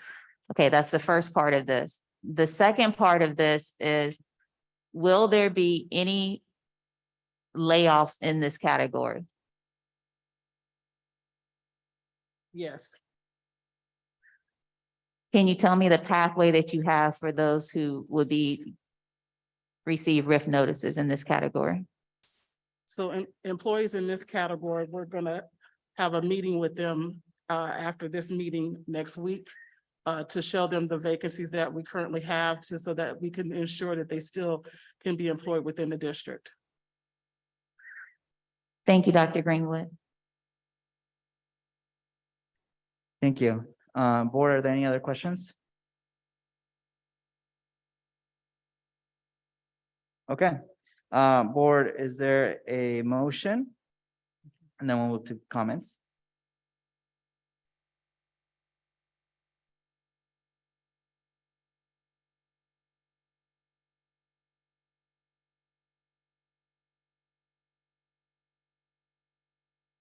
Okay, I move that we approve resolution number 2223-59 preliminary classified layoff.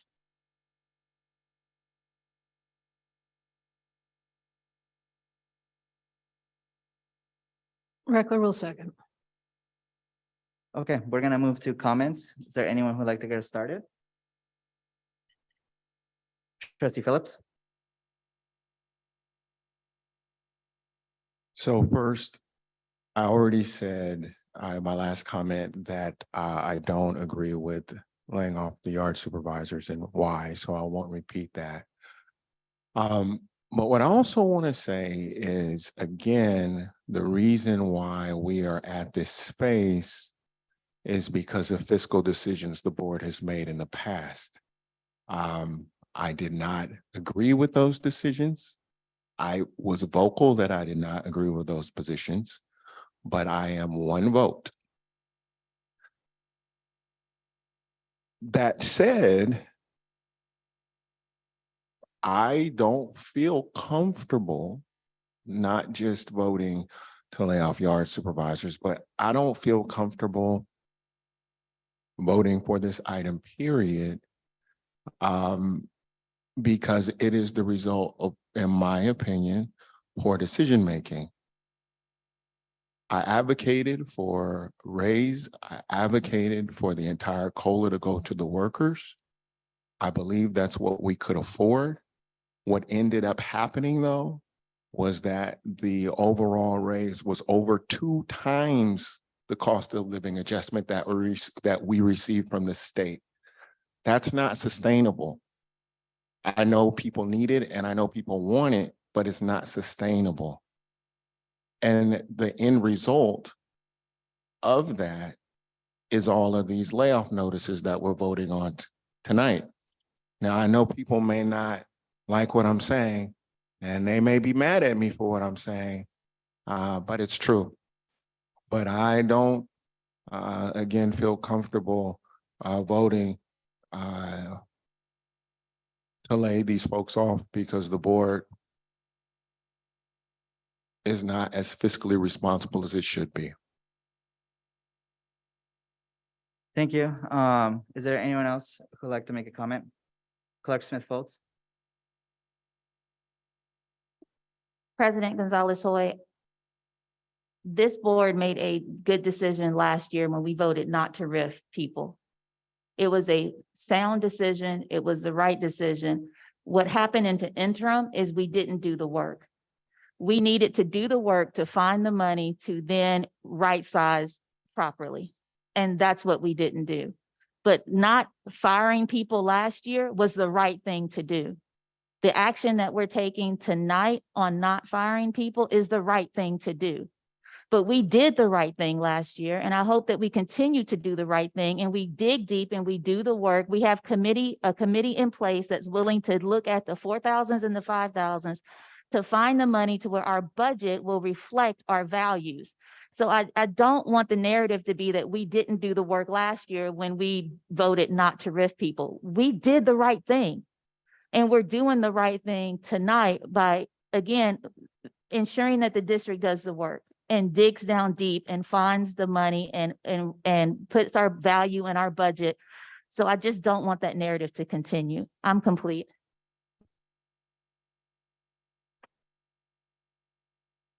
Thank you, Clerk Smith-Foltz.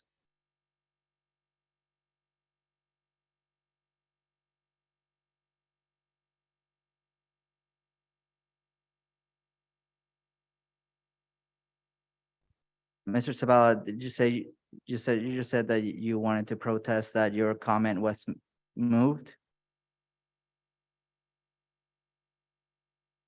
It was moved to this section?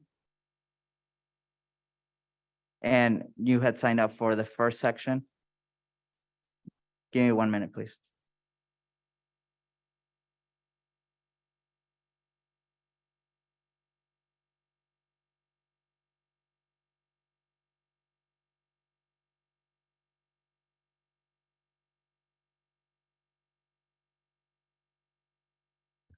Mr. Sabala, you wanted to make comment on the first public comment? You wanted to make public comment on the first public comment? We ran out of time, that's why. Thank you.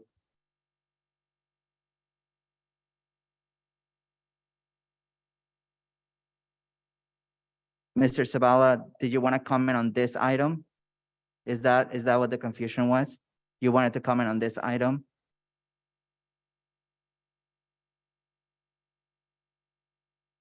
Okay, I can't hear you, I'm sorry. Can you come back to the podium?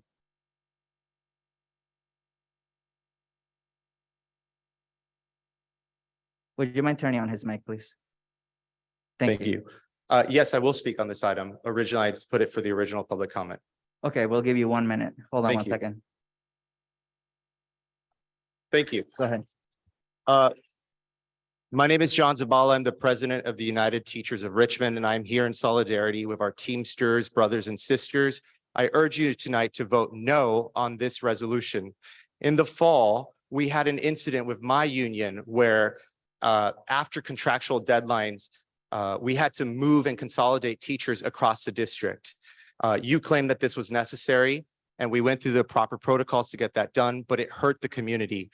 Once again, we are in a situation where folks are being notified at the last minute of having to do either moves, consolidations, or firings. This is not acceptable. It's already been stated that so many of our Teamsters colleagues here today are the lifeblood of this district, the parents of the students who go to the very schools they work.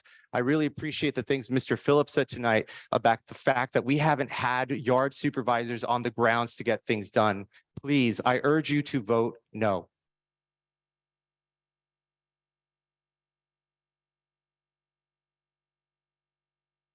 Thank you, and sorry for the mix-up. Board, we had just started comments. Is there anyone else who would like to make a comment? Okay, I'll make a comment, please. I did miss a question earlier, which was, I was gonna ask Dr. Hurst.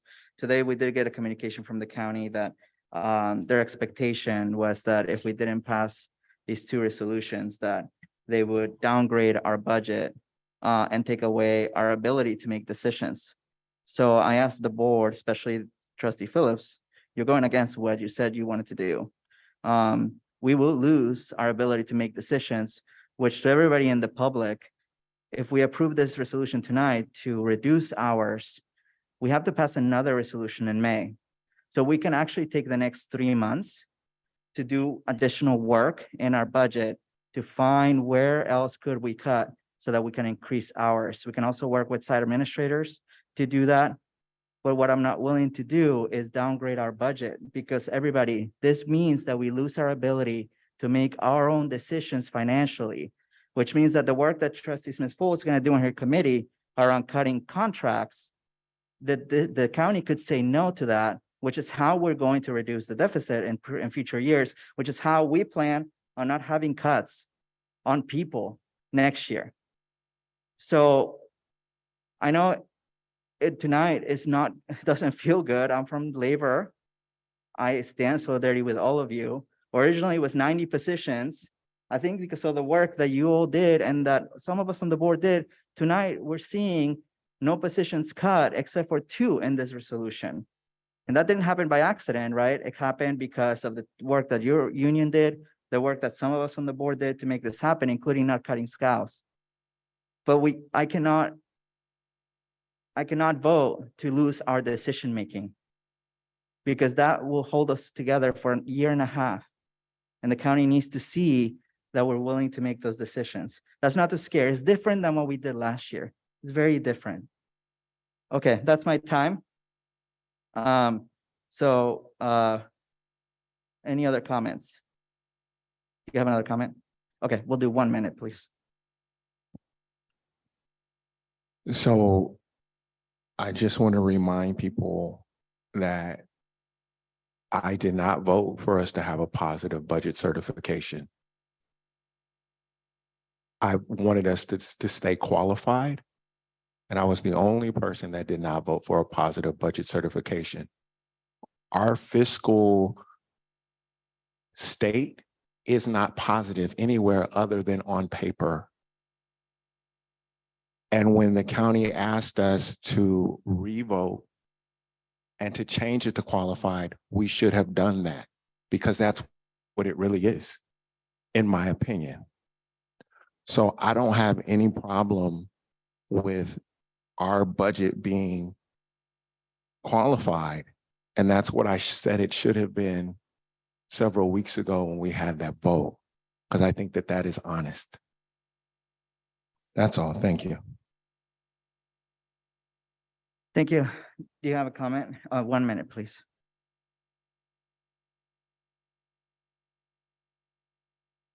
This is the definition of a rock and a hard place. This is the definition of President Gonzalez Hoy, you're right.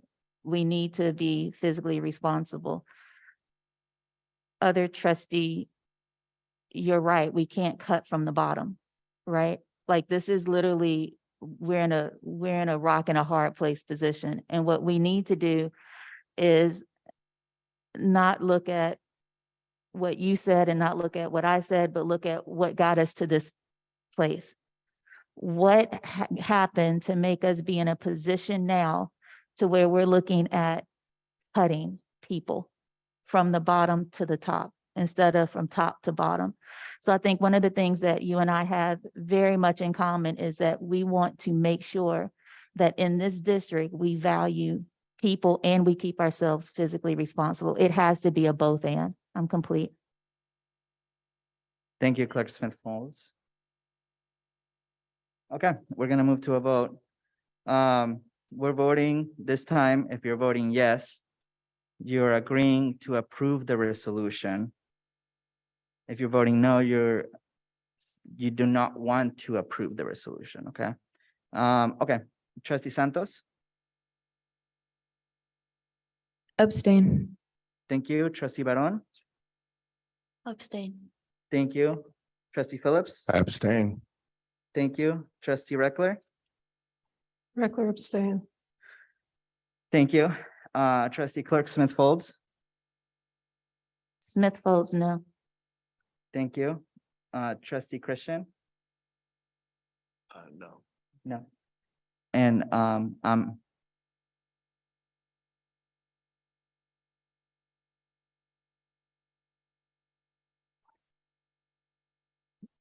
excuse me 1 second, the parliamentarian has a question.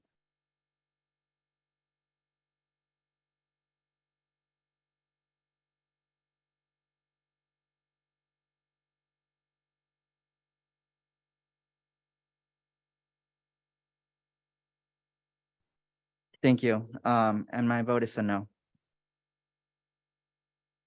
So now we're going to move to item E4, the approval of the second interim for 2023 school year. Dr. McIntyre, is this your item?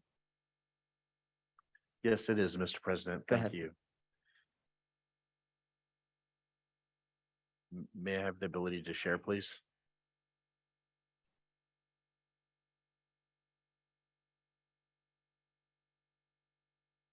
May I be made a panelist so I can share, please?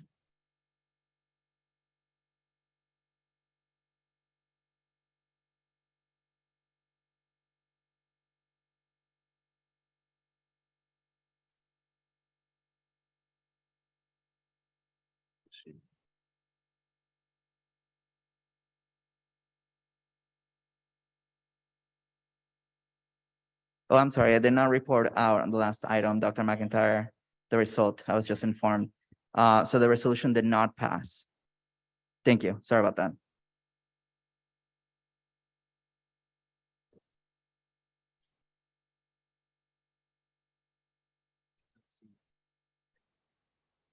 Thank you, Mr. President.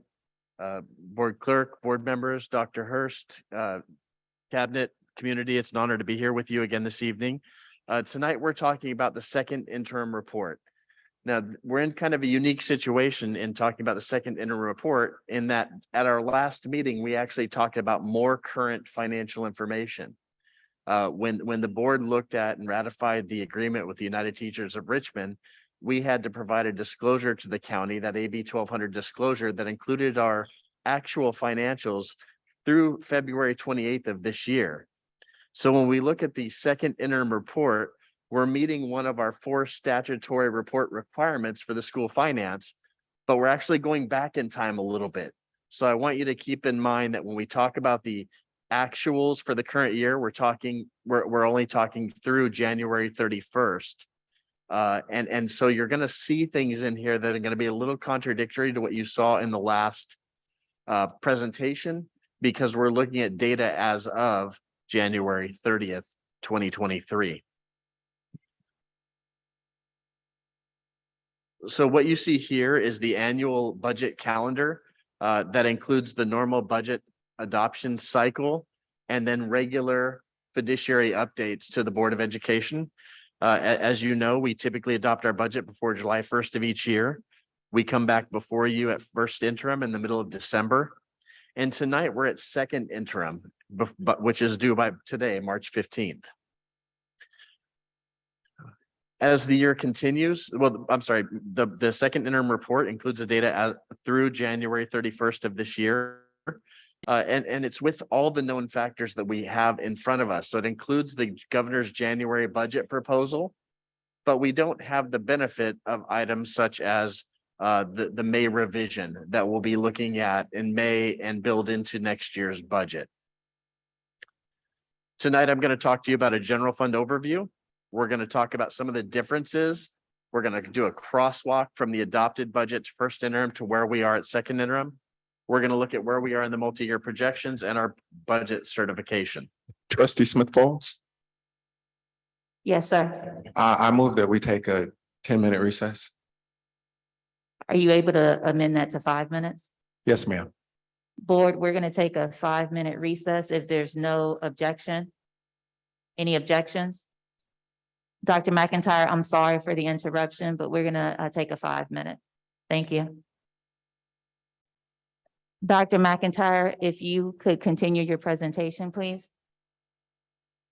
Thank you, Madam Clerk. Thank you.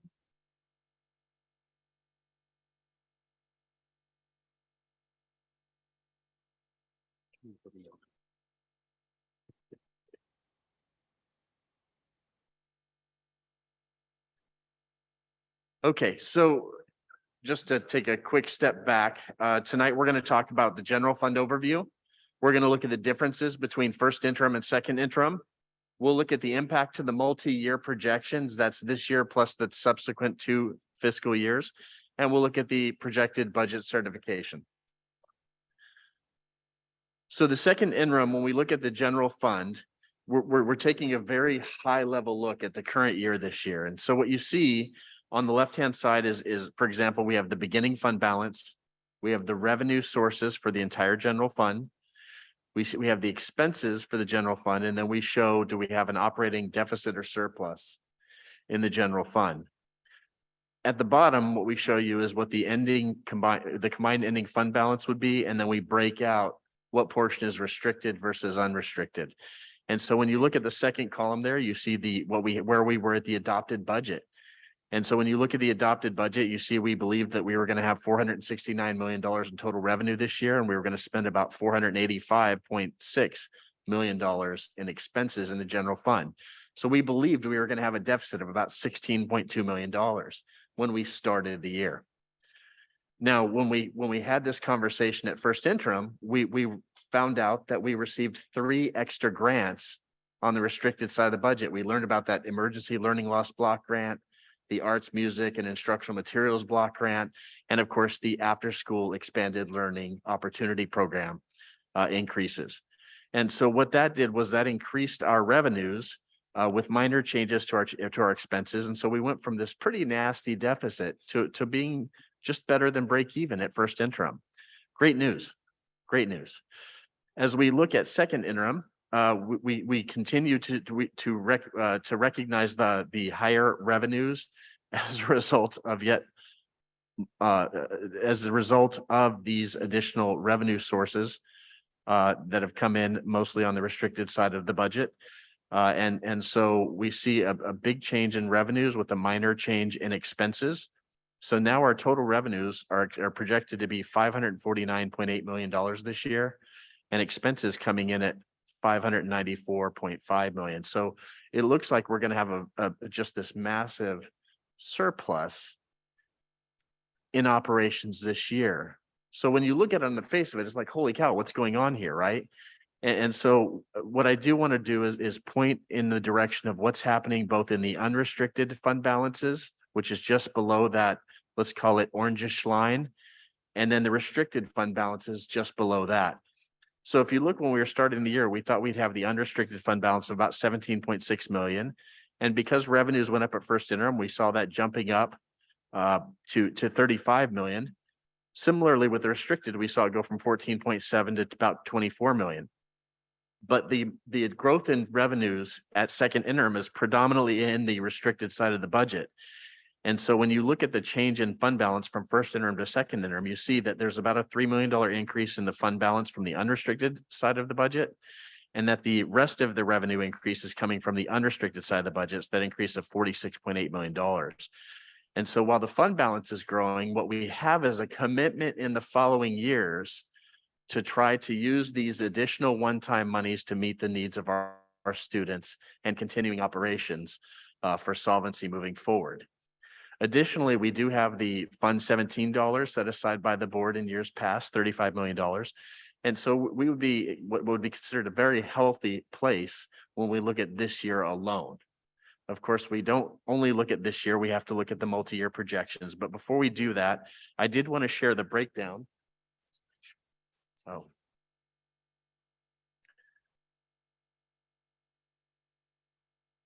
Just 1 second while I move it to slideshow so it takes up the whole screen and isn't so small to look at. I do apologize. So hopefully, if the screen is populated again, what you should be seeing on the left-hand column is the breakdown of the unrestricted side of the general fund, the fund balance. You'll see that we have about $300,000 in stores, meaning when we talk stores, we're talking about supplies that you might find in your supply closet at a school site, so Post-it notes, paper, pens, pencils, things like that. And we do have some money in what's called a clearing account, where we clear donations and monies to different programs before we send them to the main general fund account.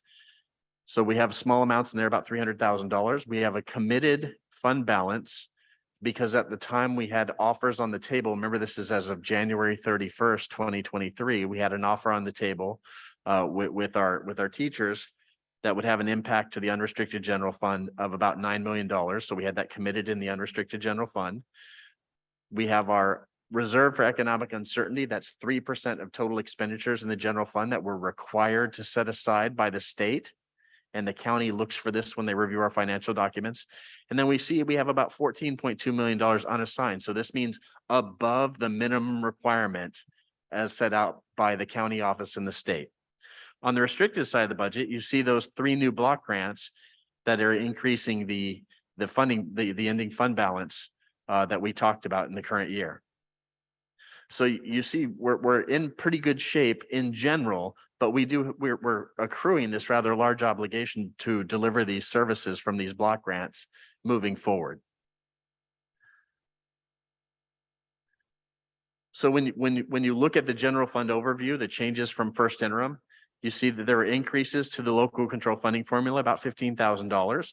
And this is because we had a little bit of drop in our ADA for K-12, but we had an increase in TK ADA of about 80.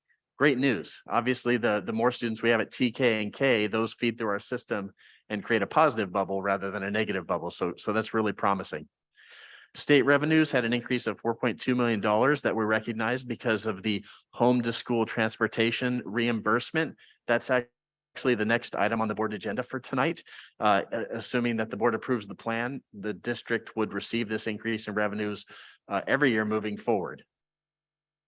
We also have an increase of $4.4 million one-time money in local revenue because we were reimbursed for technology expenses by USAC. And for the life of me, I can't remember what USAC is, but this is the federal government reimbursing us for technology purchases. On the restricted side of the budget, we did have a decline in revenue because we were planning to spend less in ESSER 3 in the current year. So, and we moved that into next year.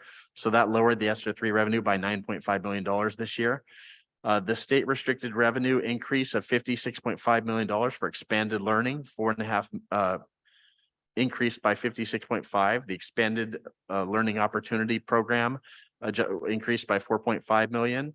The California Community School Partnership increased by 5.8 million. The Arts, Music, and Instructional Material Block Grant by 7.8 million, and the Learning Recovery and Emergency Block Grant increased by $38.7 million. So large increases on the restricted side. Local revenue on the restricted side also increased by $589,000. And the contribution increase from the unrestricted general fund to the restricted side of the general fund went up by $1.1 million. So that means we're planning to spend $1.1 million more dollars on special ed at second interim than we thought we were going to at first interim.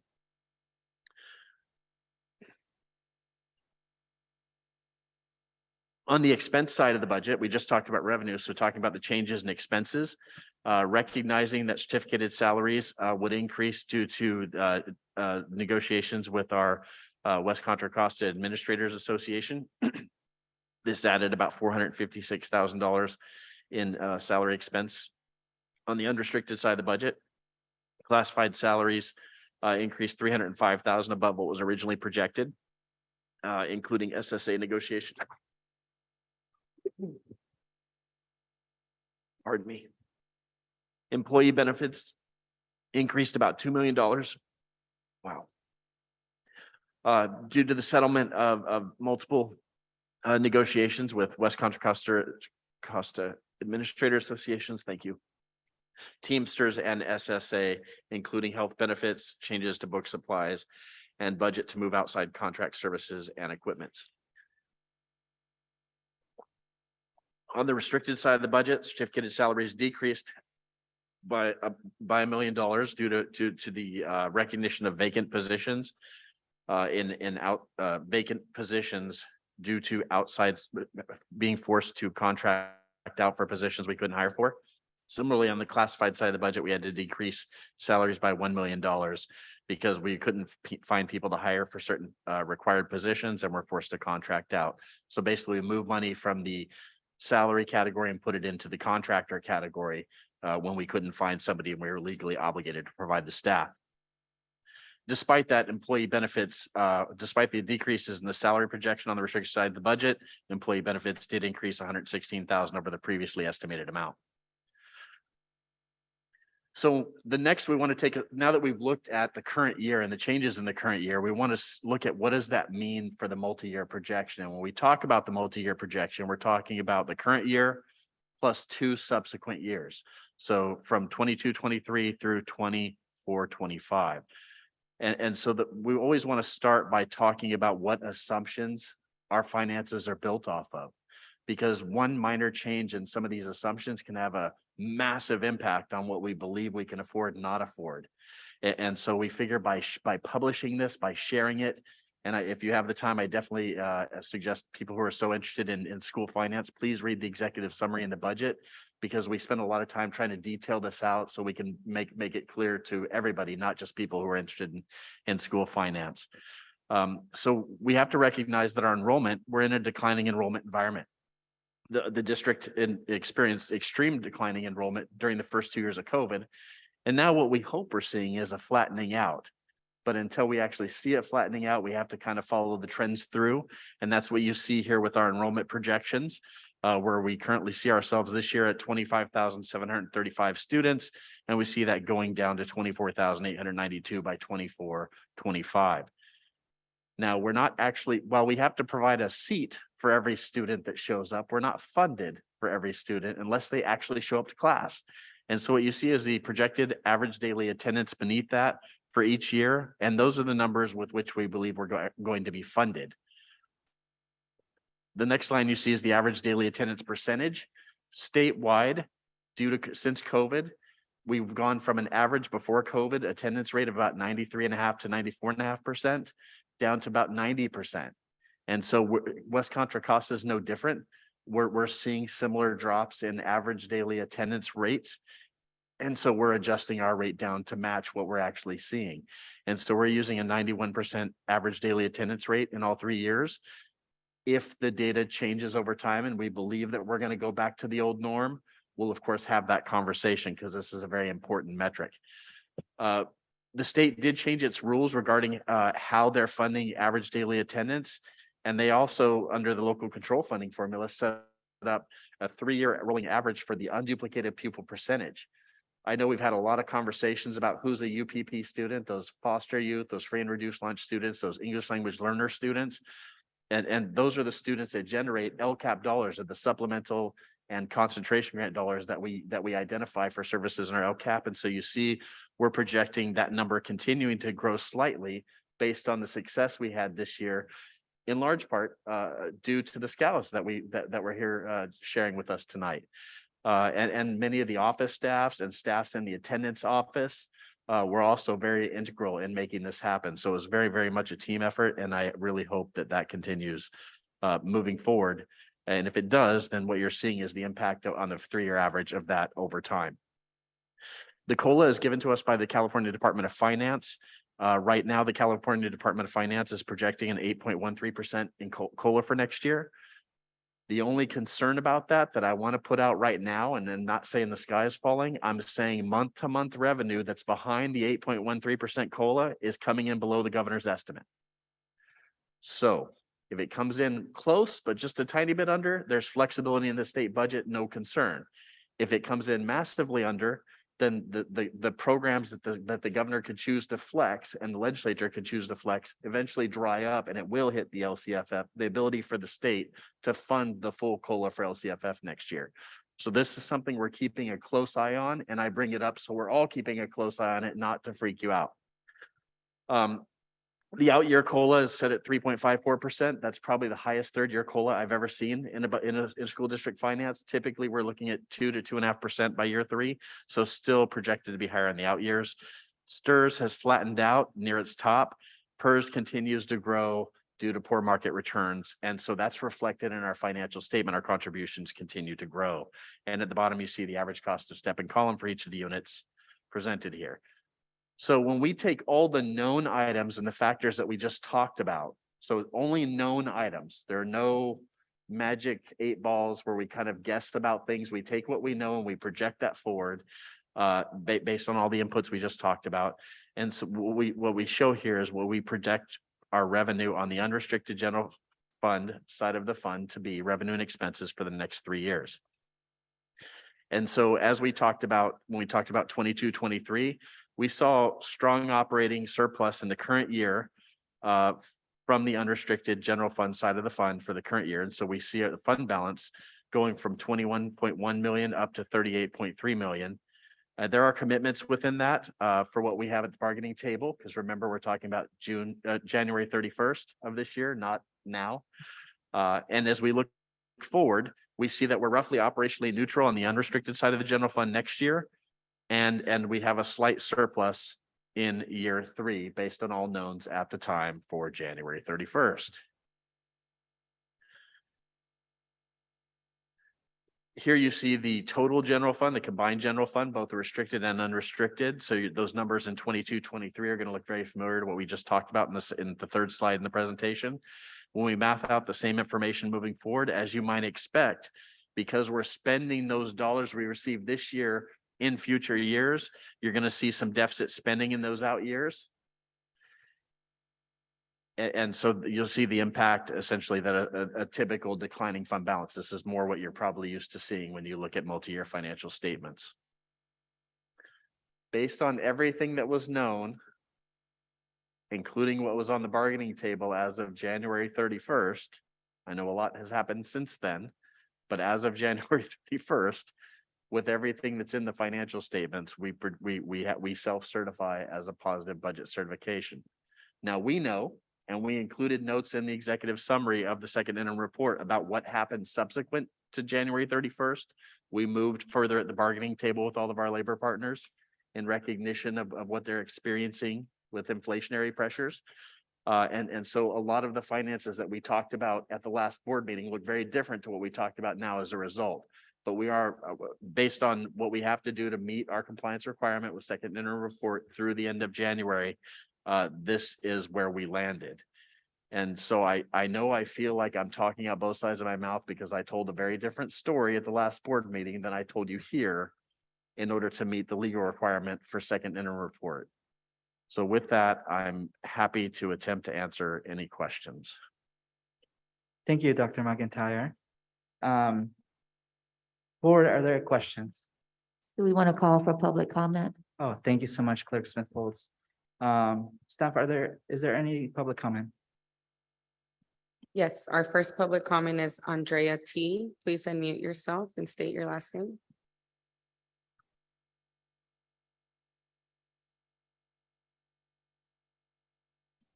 Please unmute yourself. Oh, she's gone. Our next public comment is Marisol Castillo. Please unmute yourself. Oh, okay. Our next public comment is Micheletti. Please unmute yourself. Hey, Gabrielle Micheletti. I'm just calling in as we hear about these plans and budgets going forward. And with what we just had occur in this board meeting, to just appeal that moving forward, that we not always be caught on our back foot. It seems like the whole time I've been with this district, we always seem surprised by what happens financially. And we need to start planning ahead of time to think about how we will allocate funds so that next year we can be solvent without having to riff people who are doing important work on the ground. So I really appeal to you as trustees to think ahead, really start pushing the staff now to give you the information you need to really demonstrate what you care about, what your priorities are, and where you put your budget instead of being caught last minute having to finagle different things. Thank you. Thank you so much for our caller. Okay, board, questions? I think I saw Trustee Reckler. Go ahead. And we're doing 3 questions for the round. Thank you. Thank you for the presentation. The first question is on page 8, and it has to do with the STRS, which is the California Teachers Retirement Program, and PERS, which is the Public Employee Retirement System.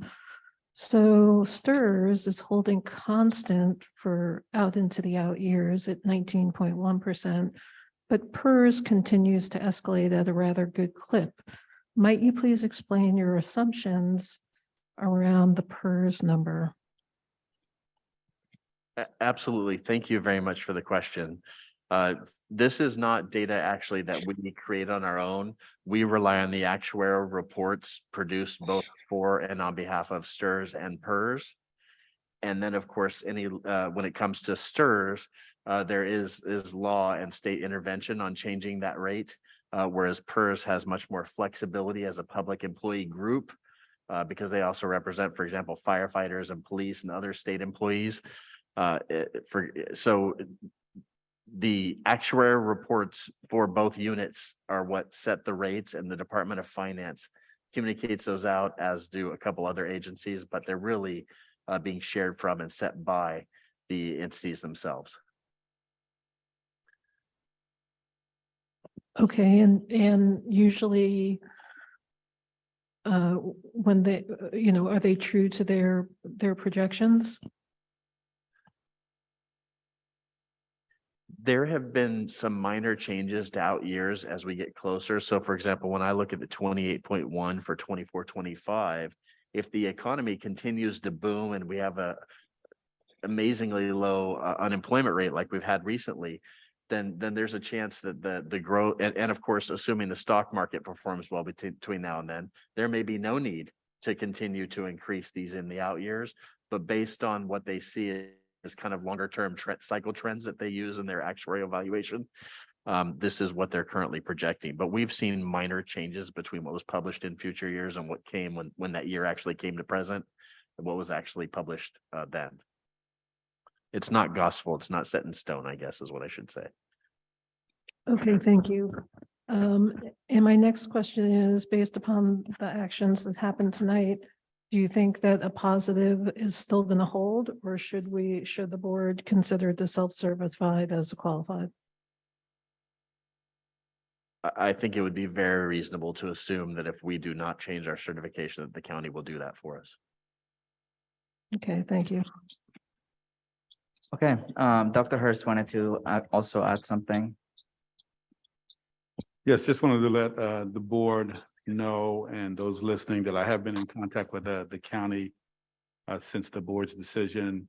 The county did notify me that they will be taking immediate steps to remove authority from the board.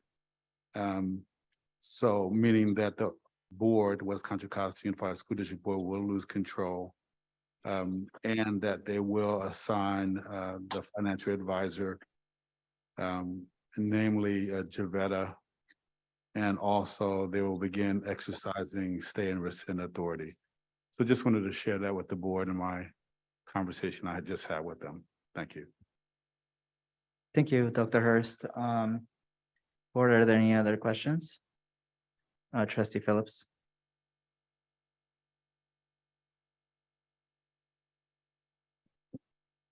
Thank you for the update, Dr. Hurst.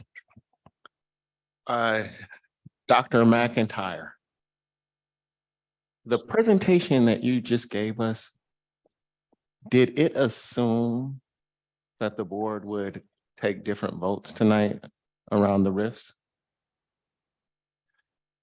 No, sir. Actually, the presentation was based on everything we knew as of January 31st, 2023. So for example, at the bargaining table, we had presented substantially lower offers to labor than where we settled. So that the higher offer is not even in the second interim at that point. So a lot has happened since then. So we did not assume anything that happened after January 31st, sir.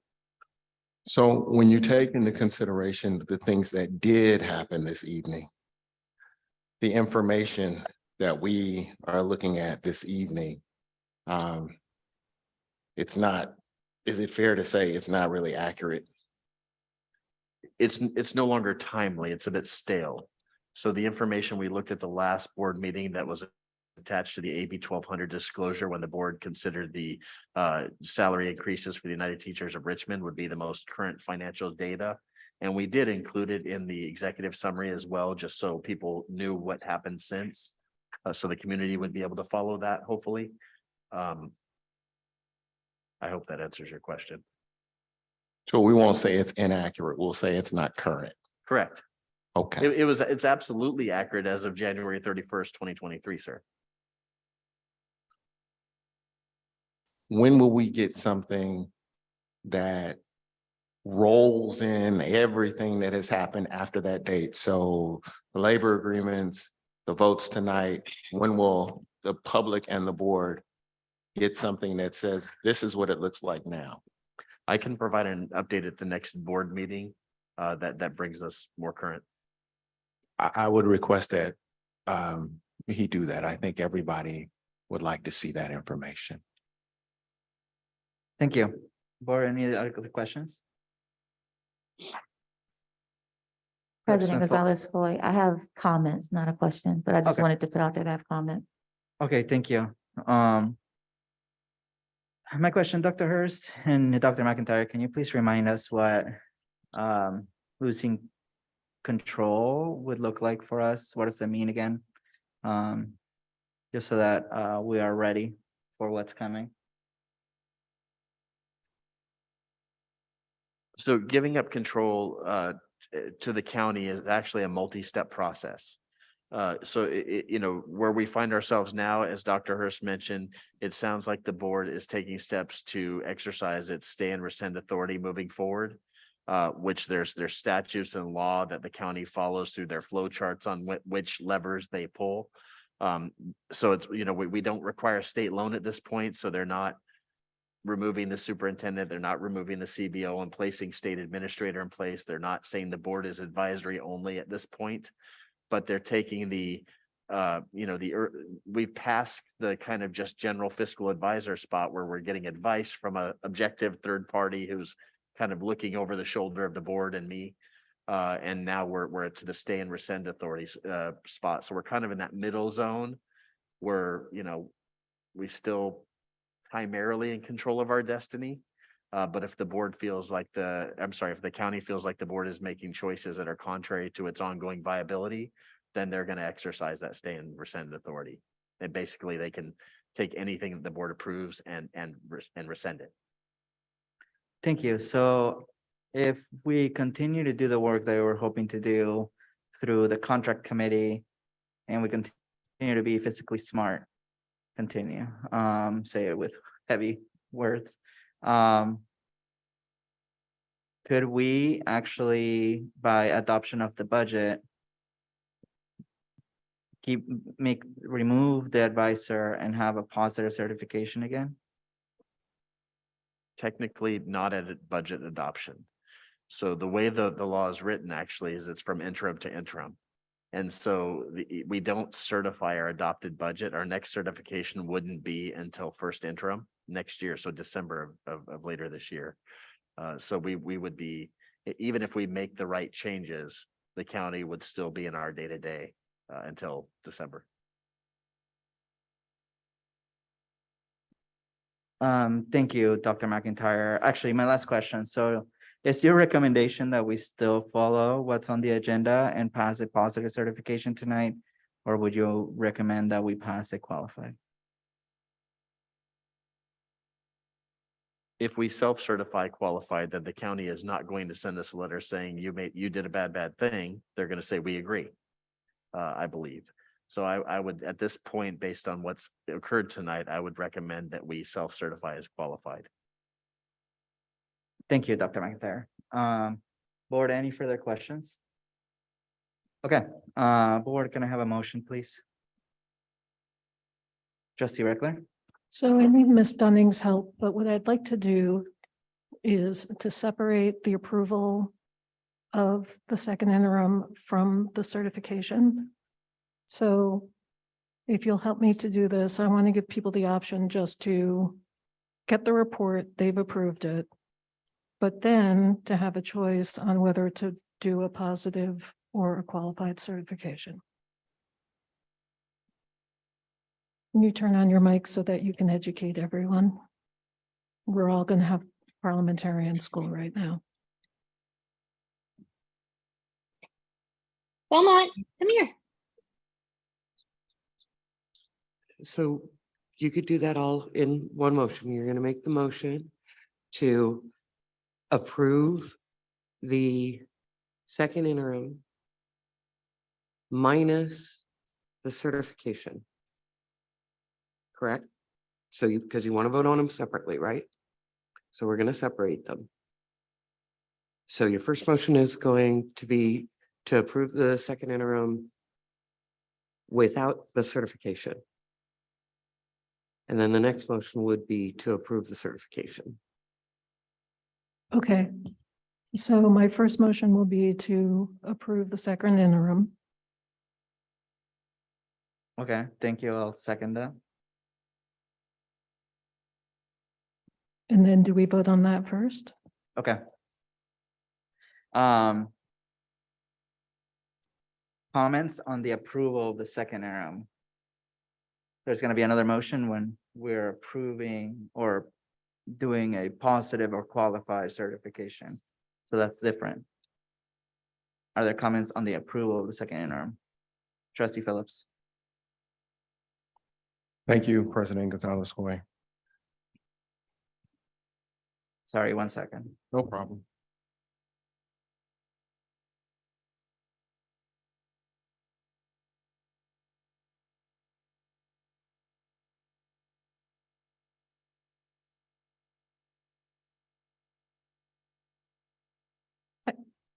Oh, I would just be able to go first, just to say that I want to separate them to, in case it's not clear to everybody that we actually like physically approve the report, but then to give people options, just so that in case we can't come to agreement, we end up with nothing. Thank you. Thank you. Trustee Phillips, why don't you just go and then I'll let you know when your time's up. President Gonzalez, Soy, I'll keep time for you. Oh, thank you. It's Trustee- 1 minute or 2 minutes? 2 minutes. Thank you. Okay. Clerk.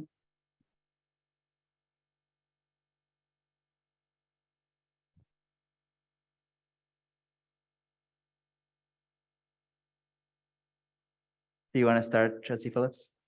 We're just gonna put a timer on our phone unless you want to wait. I'll wait. Okay, we'll wait.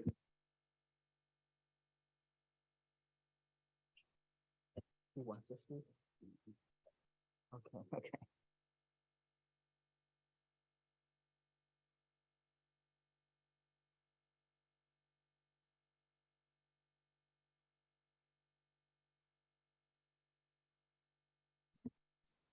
Can I have 7 seconds? Just playing.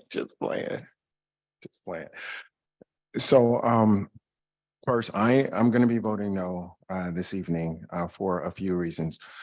The first reason goes back to the changes that were made to the budget a few weeks ago. As I stated then, and I'll state now, I think that our budget process is a participatory public process for a reason. I think that we have the LCAP for a reason. I think that we have the DLCAP committee for a reason. And those reasons are to make sure that the board is not creating budgets on its own, unilaterally, behind closed doors. And this budget, that's exactly what happened, in my opinion. The budget was changed significantly moving forward without public participation. This is, in my opinion, an instance of doing something and asking for forgiveness later. So I won't be voting this evening for it. The other reason that I'm having trouble voting for it this evening is because we are obviously continuously carrying a deficit, and that is something that's intentional that I do not personally agree with. And then the last thing that I want to say is, if you recall the last board meeting, I expressed concern that regardless of the board passing the resolution, that it would stick to a fiscal responsibility plan, that the board, when push came to shove, it would just do what it wanted to do. And that's exactly what happened tonight. The board just did what it wanted to do. And that's why the county's coming. Thank you. Thank you. Trustee Reckler, did you still want to speak or did you already make your comment? No, I have nothing further. Thank you. Thank you. Clerk Smith-Foltz, go ahead. Board, we were on the edge of a strike. So we had to do what we had to do. We have to keep our schools open and our teachers in place and our Teamsters in place and our classified in place. I don't understand we have to do that. We were on the edge of a strike. If the county's coming, let them come. We stand together. We have to stand together. All of the people that were in that room, I expect you to show up and stand with us. All of the teachers, I expect you to show up and stand with us. I expect you to show up and stand with the board that protected who you are and what we are. Let them come.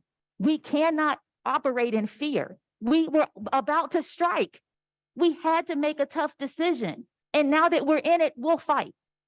I firmly believe that with your leadership and the leadership in this district, that we're able to fight those who are coming for our kids.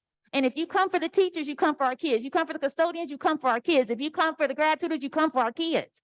So we fight. It is what it is. Let them come, and then we will stand with everybody and say, you got to take us one at a time, because we are standing together, because that's who we can finally be. We can finally be a school board that stands for value, the people that do the work. All of us, you guys, us guys, all of us can stand together for once and say we stand united in solidarity. Let them come. I'm complete. Thank you, Clerk Smith-Foltz. Any other comments? Okay, so we're gonna move to the vote. Again, the vote's just to accept the report, right, Trustee Reckler? It was just to accept the report. Just to approve the report. Just to approve the report. Thank you. Okay, we're gonna start with Trustee Santos. Santos abstain. Thank you, Trustee Baron. Abstain. Thank you, trustee Phillips. No. Thank you, trustee Reckler. Reckler, yes. Thank you, trustee Clerk Smith Folds. Smith Folds, yes. Thank you, trustee Christian, Christian, yes. and I'm a yes, so it passes. Thank you. Now we're going back to trustee Reckler. Right, so the next motion would be to attach a self-declared qualified certification. Second. Thank you. Okay, are there any comments on this one? Did you have a comment, trustee Reckler? I just think it's pretty obvious that we're not going to get a positive. So I think we should be smart and do qualified. Thank you. Thank you. Anyone else? Can I ask a question? Is it okay to ask a question in this because it's a separate one, or did I miss that opportunity? Well, it's part of the same item, but since we're dividing it, is it a question for the maker of the motion or for? Dr. McIntyre. It's a question for Dr. Okay. McIntyre. I'll allow you, but if anyone else has questions, I'll also allow them, to be fair. Thank you so much, President Gonzalez-Oy. Dr. McIntyre, please explain the difference between qualified, one more time for me, between qualified and positive, and why you would recommend that we do qualified, if that's what I heard. Thank you. Thank you, Madam Clerk. It's a great question, and I didn't spend very long on the slide. I'll show the language just so that people who are visual people can see it as well while I'm speaking. Essentially, Ed Code provides for 3 budget certifications, and we only certify at first and second interim reports, not when we adopt our budget, not at unaudited actuals. A positive budget certification says when we take everything we know today and all the factors given to us by the state and all the other agencies, and we project those forward, we believe that we can meet all of our expenditures for the current year and the next 2 years. That's where we started the night. What we're talking about now is the idea of a qualified budget certification, and that's basically saying that the district projects that it may not be able to meet its financial obligations in one of the 3 years. That's always year 3 when you talk about the financials, just the way it works. Why would we say we're not okay today, but we're okay tomorrow, sort of thing? And then there's a negative budget certification, and that's basically when we cannot project that we'll be able to meet our financial obligations in the current or next year. And typically they say if you're within 18 months, you're very likely to need money from the state. And so that's, that's when all the red flags go up and everybody starts coming in from all over the state to get in our day-to-day business. So what we're talking about tonight, or I think that was moved by trustee Reckler, was the idea of changing our self-certification as a district, as a board, from positive to qualified, meaning we can't guarantee year 3 at this point. And that's your recommendation also? Yes, ma'am. I'm complete. Thank you, President Gonzalez-Oy. Thank you, Clerk Smith Folds. I see a question from trustee Phillips. We're just gonna do one. Did you do one question? You did 3 questions too. I lost track. Okay. You can do up to 3 questions. I just have a comment. Okay, sure. Just 1 second. Let's put the clock.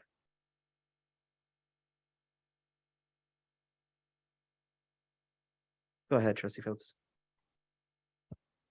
So I am glad to hear that prior to the vote on the Teamsters, that there was some money found in the superintendent's budget to protect the Scouts.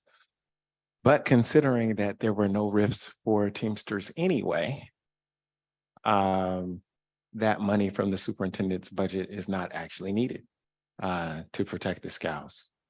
So I would suggest, since it was going to be cut anyway, that it still be cut and that money go towards paying down our deficit because it was something that was being carved out anyway. So I know we voted on the budget.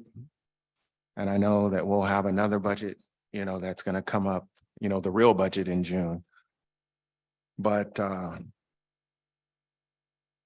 money was earmarked anyway. It might as well be spent on paying down the deficit instead of going back into the kitty. That's just what I wanted to share. Thank you. Thank you. So I do have a comment. So I did want to respond to the suggestion from trustee Phillips for a second. So that money is actually being used to retain the scouts for another year.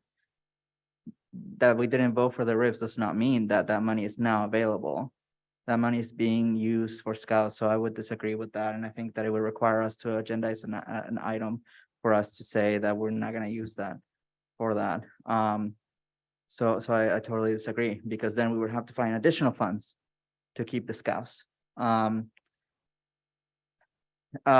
deeply disappointed that we're having to vote on a qualified budget. I think tonight was incredibly stressful for all of us. I think what Clerk Smithville said earlier was right. I think tonight we were all in a very difficult position, and now we're gonna have to live with the decisions that we made, which is fine. We move forward as a team. So that's what we will do. And I will support this decision tonight. Although I think that we all worked really hard. I'm looking at our staff to even be able to put forward a positive certification. So I leave tonight very, very disappointed that we couldn't get there. But hopefully we will by December, right? So it gives us a few years, a few months to get there. Okay. So let's move forward to the vote. Again, the motion was to approve a qualified budget tonight. Trustee Santos, we start with you. Abstain. Thank you. Trustee Baron. Abstain. Thank you. Trustee Phillips. Yay. Thank you. Trustee Reckler. Reckler, yes. Thank you. Trustee Clerk Smith Folds. Smith Folds, yes. Thank you. Trustee Christian. Christian, yes. Thank you. And I'm a yes. Passes unanimously with 2 abstentions. Sorry, not unanimously. Passes with 2 abstentions. I apologize. Okay, we are now moving to item E5, which is transportation plan for 2022-2023. Dr. McIntyre, this is your item. Yes, Mr. President, it is. Thank you. I promise this is the last time you should be hearing from me tonight, but I do appreciate the time and the engagement. Tonight, for item E5, we're talking about the transportation plan for 22-23. This is a bit of a compliance requirement in order to access funds that the state provided for in the budget trailer bill back in June, when the governor signed Assembly Bill 181, which was the Education Finance Omnibus Trailer Bill. That basically said it because the state set aside money to increase the amount of funding that we're going to receive for transportation. In order to access it, we had to have a plan, and the plan had to be board approved by April. Well, it's kind of silly to approve a plan in April for the current year because we've already provided services all year long. So what change is it going to make, right? But I think it does lay a good foundation for us moving forward regarding process and procedure. And so what's really changed or what's at stake in this particular bill and what we're doing tonight is the state has frozen for the last 10 years has frozen the amount of transportation money we receive. We have been receiving $1.9 million since 2012 for all of our public transportation needs for our students. Well, last year we spent over $10 million, and we'll go over the actual numbers when we get to the exhibit. But the state is saying, instead of just giving you that flat amount where there's been no COLA for 10 years, we're now going to give you up to 60% of what you spend on transportation. In order to access these funds, we have to demonstrate through the financial accounting system that the money was being charged, the expenses were being charged properly, that we're claiming for reimbursement in order to access the 60% reimbursement. We also needed to answer a lot of questions about what services we're currently providing for primary school students, secondary school students, and special ed students. The plan did not require us to provide newer additional services to access these funds. And that turned out to be a really good thing because when we were at bargaining, we knew that the estimate what we'd be getting would be about $4.2 million. And we assumed that and put that money on the bargaining table. And so we assumed this money was going to come in and that we weren't going to do anything more because we needed it to meet the inflationary needs that were impacting our staff. And so what you see here when you look at the report is questions around what services are currently being provided. For example, from transition kindergarten through 6th grade inclusive, as well as secondary, and then for special ed students. It also asks who we engaged with around this plan. Did we meet and confer with labor We did meet and confer with the WCCAA, UTR, and Teamsters on this plan. I've told them all the same things I'm telling you. None of the units necessarily endorsed the plan, but they didn't object to it either, which is fine. It meets the legal requirements. We also accessed a lot of really good information from the local Air Quality Management Board, the Bay Area Air Quality Management District, regarding transportation plans, and references to that is actually in our plan, like many of our neighboring districts. And so we met the statutory requirements in the plan as laid out here, basically saying we're going to continue doing what we're doing. Then when you get to the bottom of it, you see the revenue calculation, you see that we spent $10,154,020 and change last year on transportation. That's special education. That's our portion of the West County Mandarin. That's sports teams. That's what the district spent where we didn't receive any income from any offsetting income. And so in the state now, instead of reimbursing us a flat amount, they're saying 60%. So 60% of that 10 million brings us up to just shy of $6.1 million. And so we've already received $1.9 million through the local control funding formula, that flat amount we've been getting since 2012. And so that means the state is now going to reimburse us $4,176,900 and roughly $3 for this year, because we met this compliance requirement and created this plan. One of the commitments I did make to our labor partners that I engaged around this plan is that I recognize that we're checking a box this year, but whenever we're engaging labor, it should be a little more collaborative. And so I did make a commitment that moving forward in the development of next year's plan, that there'd be much more of a discussion rather than just kind of checking the box. And so we put together a little bit of a procedure in the business office to accomplish that. And so there'll be more engagement before we come back to you next time, because at the end of the day, our teachers, our principals, our classified know what our community needs are very well, just like you as represented elected board members do. And we want to make sure that we're trying to bring that to you before we ask you to vote in the future. But for now, we're bringing a plan that carries forward what we're already doing. Thank you, Dr. McIntyre. Board, are there any questions? Trustee Clerk Smith Foltz. Dr. McIntyre, this plan that we're looking at now, it goes from when to when? It goes from July 1st of 2022 to June 30th of 2023.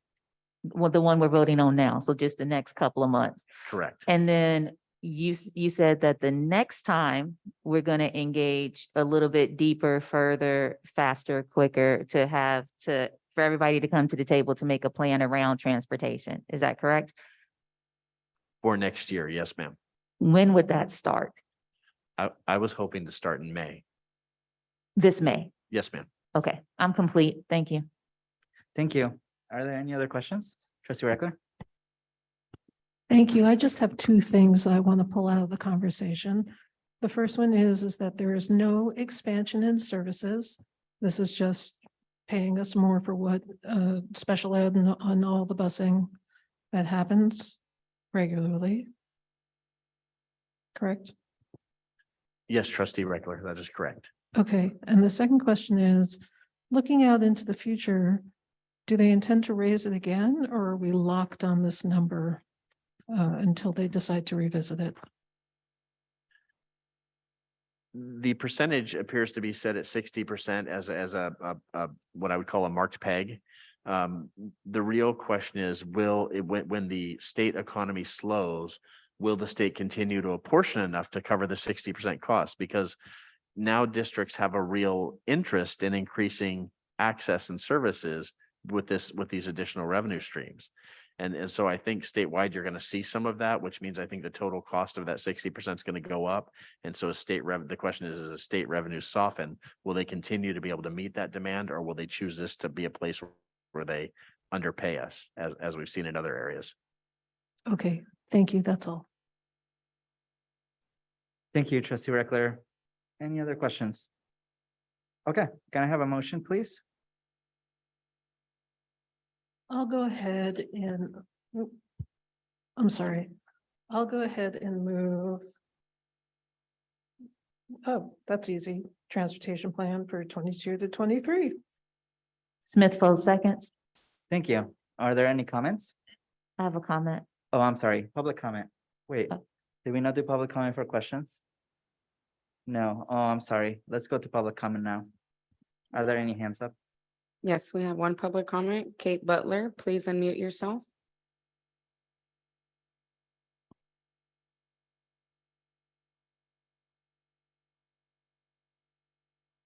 Please unmute yourself.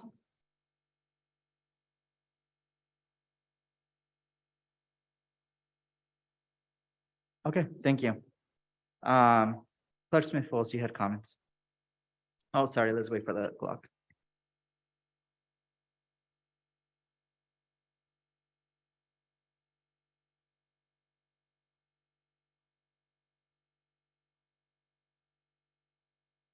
The 2 minutes. Oh, please. sorry, it's 2 minutes? Yeah. Okay. Go ahead, thank you. Dr. Hurst and staff, I think this is an opportunity to really talk about transportation in the district. It's something that we wanted to talk about for a while now. So if you want to start in May, I think this is a great opportunity. There are so many local community members that have ideas around transportation, around what we could do, what we should do, what we may have the opportunity to try. So I think that this is one of those topics that is a community topic. So many, it's a way to remove barriers of inequities when we talk about transportation. So I really want us to take the opportunity to be moonshot thinkers around transportation. I want us to take the opportunity to look how transportation is a barrier to why some of our schools have high absenteeism. I want us to look at the opportunity to how we can make transportation transformational in this district. So if this work starts in May, I would really like us to reach deep and wide with the conversation so we can make the best out of what we get.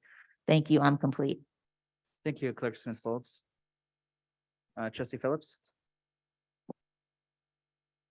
I think that this is an opportunity to have that conversation. We clearly can't afford to expand services, but I think it is an opportunity to have a good conversation. One of the tensions, though, is our district is based around community schools. Now, everybody doesn't go to their community school, right? And that's a choice. But we have so many schools because theoretically, at least all of our elementary school kids can literally walk a few blocks. Not everyone, but you get the point that I'm trying to make. Most of them can walk a few blocks and get to school. And that's how our district has been built up for generations. And so the tension is this: if people don't opt in for their community school or don't want to go to their community school for whatever reason, that's their choice. But the cautionary tale is if we begin to provide transportation all over the district, I guarantee you at some point, the community school structure or fabric will break down. And the reason it will break down, I don't have enough time to get into it right now, but it will break down. That may be a good thing, that may be a bad thing. But when we begin to have this conversation around transportation, we need to remember that and we need to keep that in mind because that's just the reality, whether we admit it or not. So not saying we shouldn't have the conversation, not saying it's not a good conversation, but know that you will not be able to have community schools all over this district and transportation all over the district. The two cannot exist together. Thank you. Is there any other comments? Okay, let's move to a vote. Again, the vote is just to approve the transportation plan for this school year. Trustee Santos? Santos, yeah. Thank you. Trustee Barron? Yes. Thank you. Trustee Phillips? Yes. Thank you, Trustee Reckler. Reckler, yes. Thank you, Trustee Clerk Smith Folds. Smith Folds, yes. Thank you, Trustee Christian. Christian, yes. Thank you, and I'm a yes. Passes unanimously. Thank you, Dr. McIntyre. Okay, now we're moving to item E6, the public hearing for the granting of the easement is the same item that we did the last board meeting. We're just opening up for public hearing. Mr. Freeze, do we have to allow public comment first? In a You public, can allow public comment for the public hearing. okay, thank you. So open, I hate that, I'm sorry. Do we have any public comment on this item? There's no public comment. Okay, thank you. Mr. Freeze, anything that you'd like to add before I move to questions? No, I think the item's self-explanatory. Tonight, we're asking the board to approve a grant easement to the city of Pinole. I'm sorry, to San Pablo for the Lake Elementary School access to maintain their storm line across our property. Thank you. And so now I close the public hearing. Okay, sorry, not very loud. It's too loud for us over here. Board, are there any questions? Okay, is there a motion? I move that we approve resolution number 2223-60, granting an easement to the city of San Pablo at the Lake Elementary School for access to and maintenance of a city's stormwater drain line. Thank you. Second. Thank you. Board, are there any comments? Okay, let's move to a vote. Trustee Santos? Santos, yay? Thank you. Trustee Varon? Yes. Thank you. Trustee Phillips? Yes. Thank you. Trustee Reckler? Reckler, yes. Thank you. Trustee Clerk Smith Folds? Smith votes yes. Thank you. Trustee Christian? Christian, yes. And I'm a yes, passes unanimously. Thank you, Mr. Freeze. Okay, now we're moving to item E7. Mr. Freeze, I think this is your item as well. Yes, it is. So thank you, President Zalasoy. Tonight, we're asking the board to approve Brandon Daughtry to the CBOC. He'll be filling the position of parent, guardian, and PTA. His term would run from March 15th, 2023 through March 14th, 2025. Thank you, Mr. Freeze. Board, are there any questions? President Gonzalez, do you want to do public comment? Thank you. Is there any public comment for this item? There's no public comment. Thank you so much. Board, any questions? Okay, can I have a motion, please? Trustee Reckler? I will move the application of Brendan Doughton to the Citizens Bond Oversight Committee. Thank you.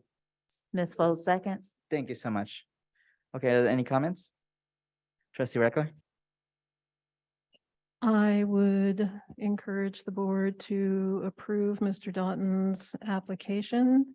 He is a parent here in the district and has CBOC experience and maybe a little bit of some sharp elbows because he was on the CBOC in Oakland.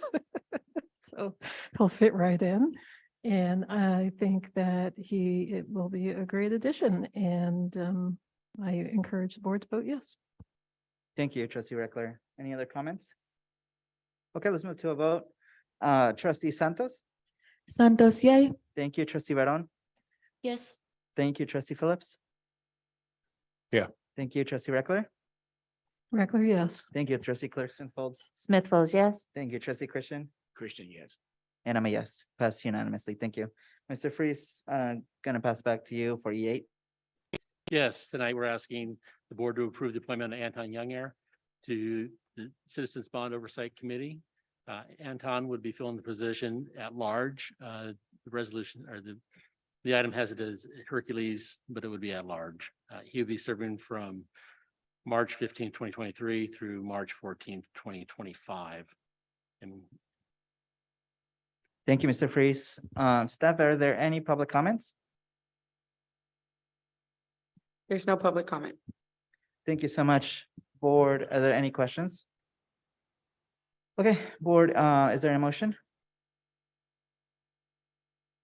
I'll move the application of Anton Youngher to the Citizens Bond Oversight Committee. Thank you. Is there a second?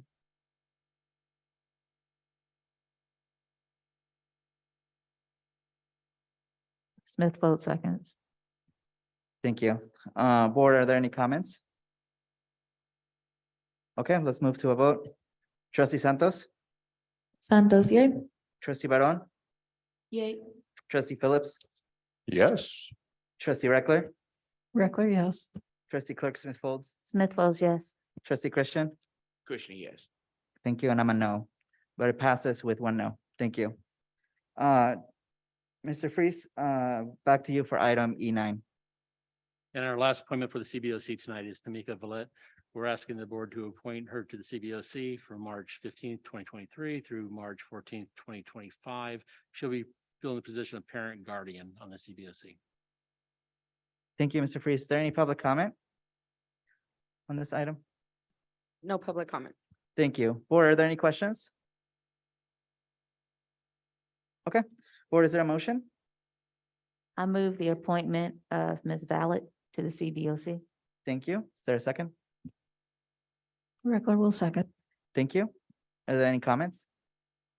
Trustee Reckler?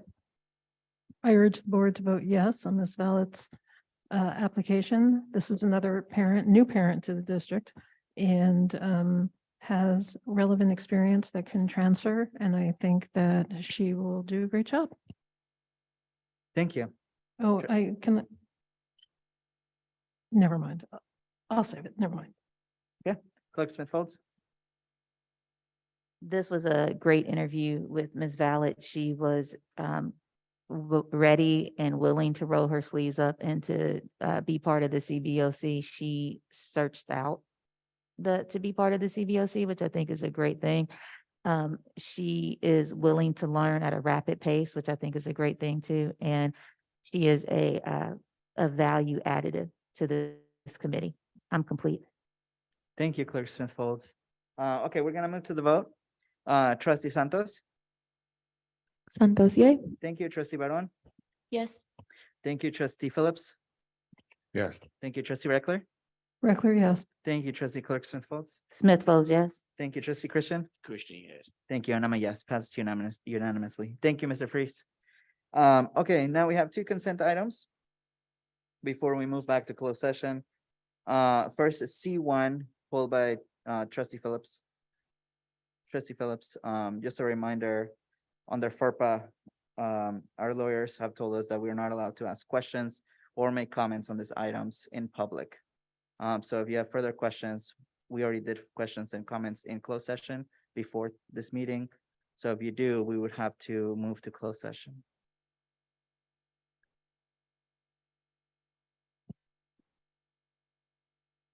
I'm not legal counsel for the district.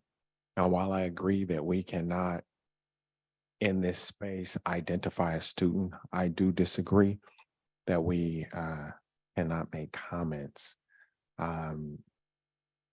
And to the extent that you're not identifying a student, ask a question. But I don't really have any comments or questions, so it doesn't matter. I just wanted to vote, but I don't agree with that statement in general. Thank you.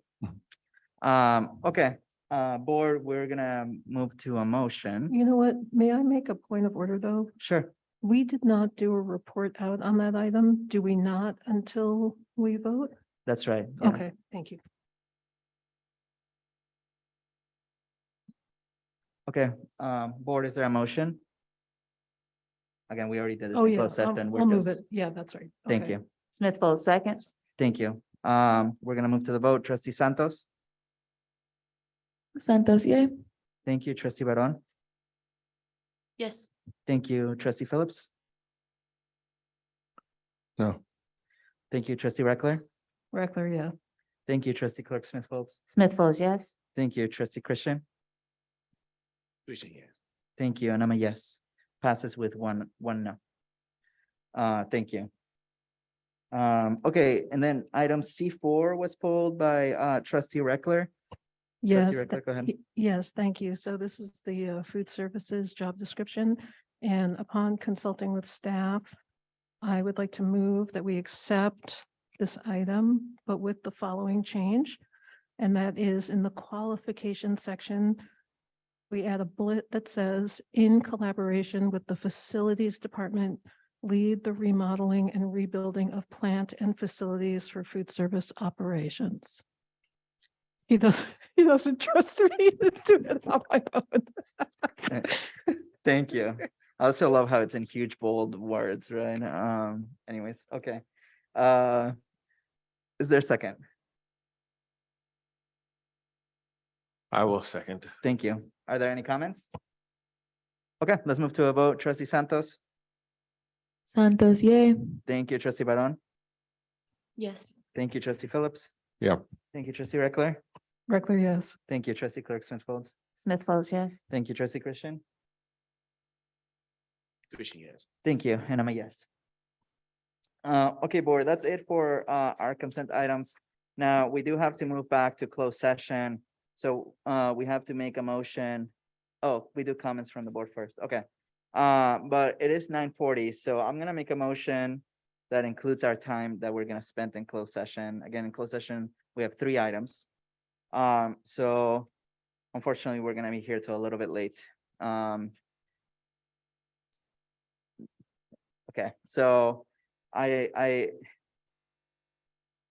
if there are no objections, I just feel it. If there are no objections, we will move, or no, excuse me, we will approve that we extend the meeting until 11:30 or 12 o'clock. Okay, until 11:30. See, are there any objections? We don't need a second. I'm just seeing if there are any objections, otherwise. President Gonzalez Hoy, may I Oh. ask a question? Oh, Or sure. no? Okay. The next steps are to do public comment, then go to closed session, and then come back out, report out, and then be Yeah. dismissed. So we would do comments from the board, and then we would go back to closed session. We would come back out after, report out from closed session, and then we would end the meeting. May I offer that we, and I don't know how to phrase this, Ms. Dunning, but may I offer that we just have comments from the student trustees, if they have any, then go immediately to closed session? Is that possible? May I make that motion? I move that But we need an ending time, don't forget. I move that we end the board meeting at 11:30, having just listened to our student trustees if they have any closing comments. And then Going into closed go session. straight into closed session. Thank you. I'll second your motion. Trustee Reckler?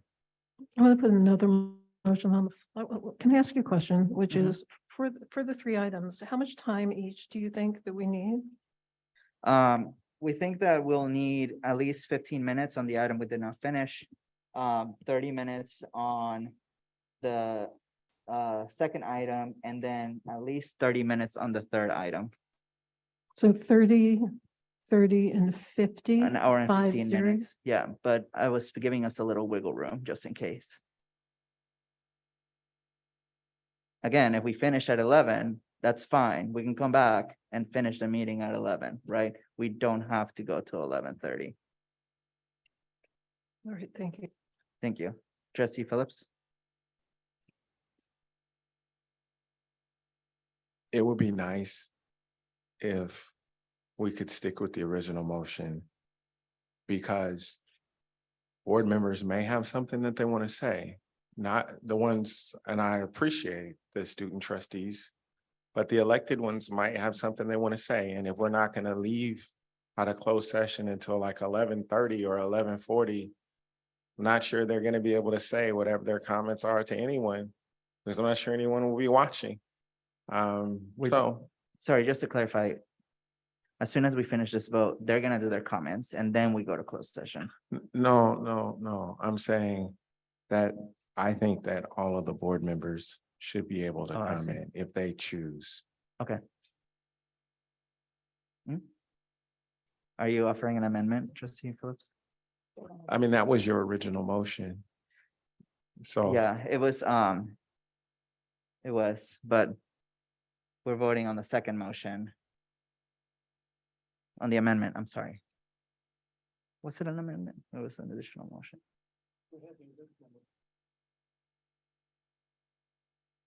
President Gonzalez Hoy, I don't know if this makes any difference. It's mute. They said they don't have anything to say. Oh, okay. Oh, well, thank you both. Okay, so it's mute. So we'll go to my original motion. Are you taking back your motion? I would like to retract my motion. Okay, thank you, which we're extending till 11:30. With no comments from the board. Okay, let's move to a vote. Trustee Santos? Yes. Thank you, trustee Baron. Yes. Thank you, trustee Phillips. I'm not clear what the motion is. I'm sorry, it's to extend the meeting to 11:30, but we're just gonna move straight into closed session now. No comments from anyone. That wasn't the original motion.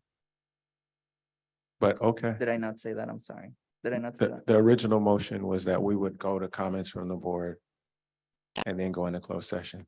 So That's right. that I was think the I changed original it. motion. I changed it, yeah. Yeah. Can I change it? Okay, I'm can, you are the sorry. king. Yeah, okay, thank you. Sorry, I'm tired. I should have known that. I am changing it. I'll tell you because it's late and we still have an hour and a half to go. So that's why I prefer, everybody's always very insightful, but I think that I just prefer to move straight to closed session. So that's my motion, but anyone can make another motion if they would like. Oh, that's right. I'm sorry. We're in the middle of a vote. So clarifying my motion, it's just to go straight into closed session, no comments from the board. Trustee Santos will restart the vote. Santos, yay. Thank you. Trustee Baron. Yes. Thank you. Trustee Phillips. No. Thank you. Trustee Reckler. Regular, yes. Thank you. Trustee Clerk Smith Folds. Smith Folds, yes. Thank you. Trustee Christian. Cushion, yes. Thank you. And I'm a yes. Passes with 1 no. Okay, community, we are now moving to closed session. We will come out when we are done to report out. Thank you so much. Okay. Dr. Hurst, is there anything to report out from closed session? Yes, so there is. The board voted to grant the appeal for case number 2223449 and direct staff to send a determination letter by the following vote. Trustee Phillips. Yes. Trustee Reckler, abstain. Trustee Smith Folds, yes. President Gonzalez Hoy, yes. Trustee Christian, yes. Thank you. Thank you, Dr. Hurst. Public, our next Board of Education meeting is happening on April 12th. Although we are scheduling a special board meeting, so please be in the lookout for that date. Thank you so much, everyone. Have a good night.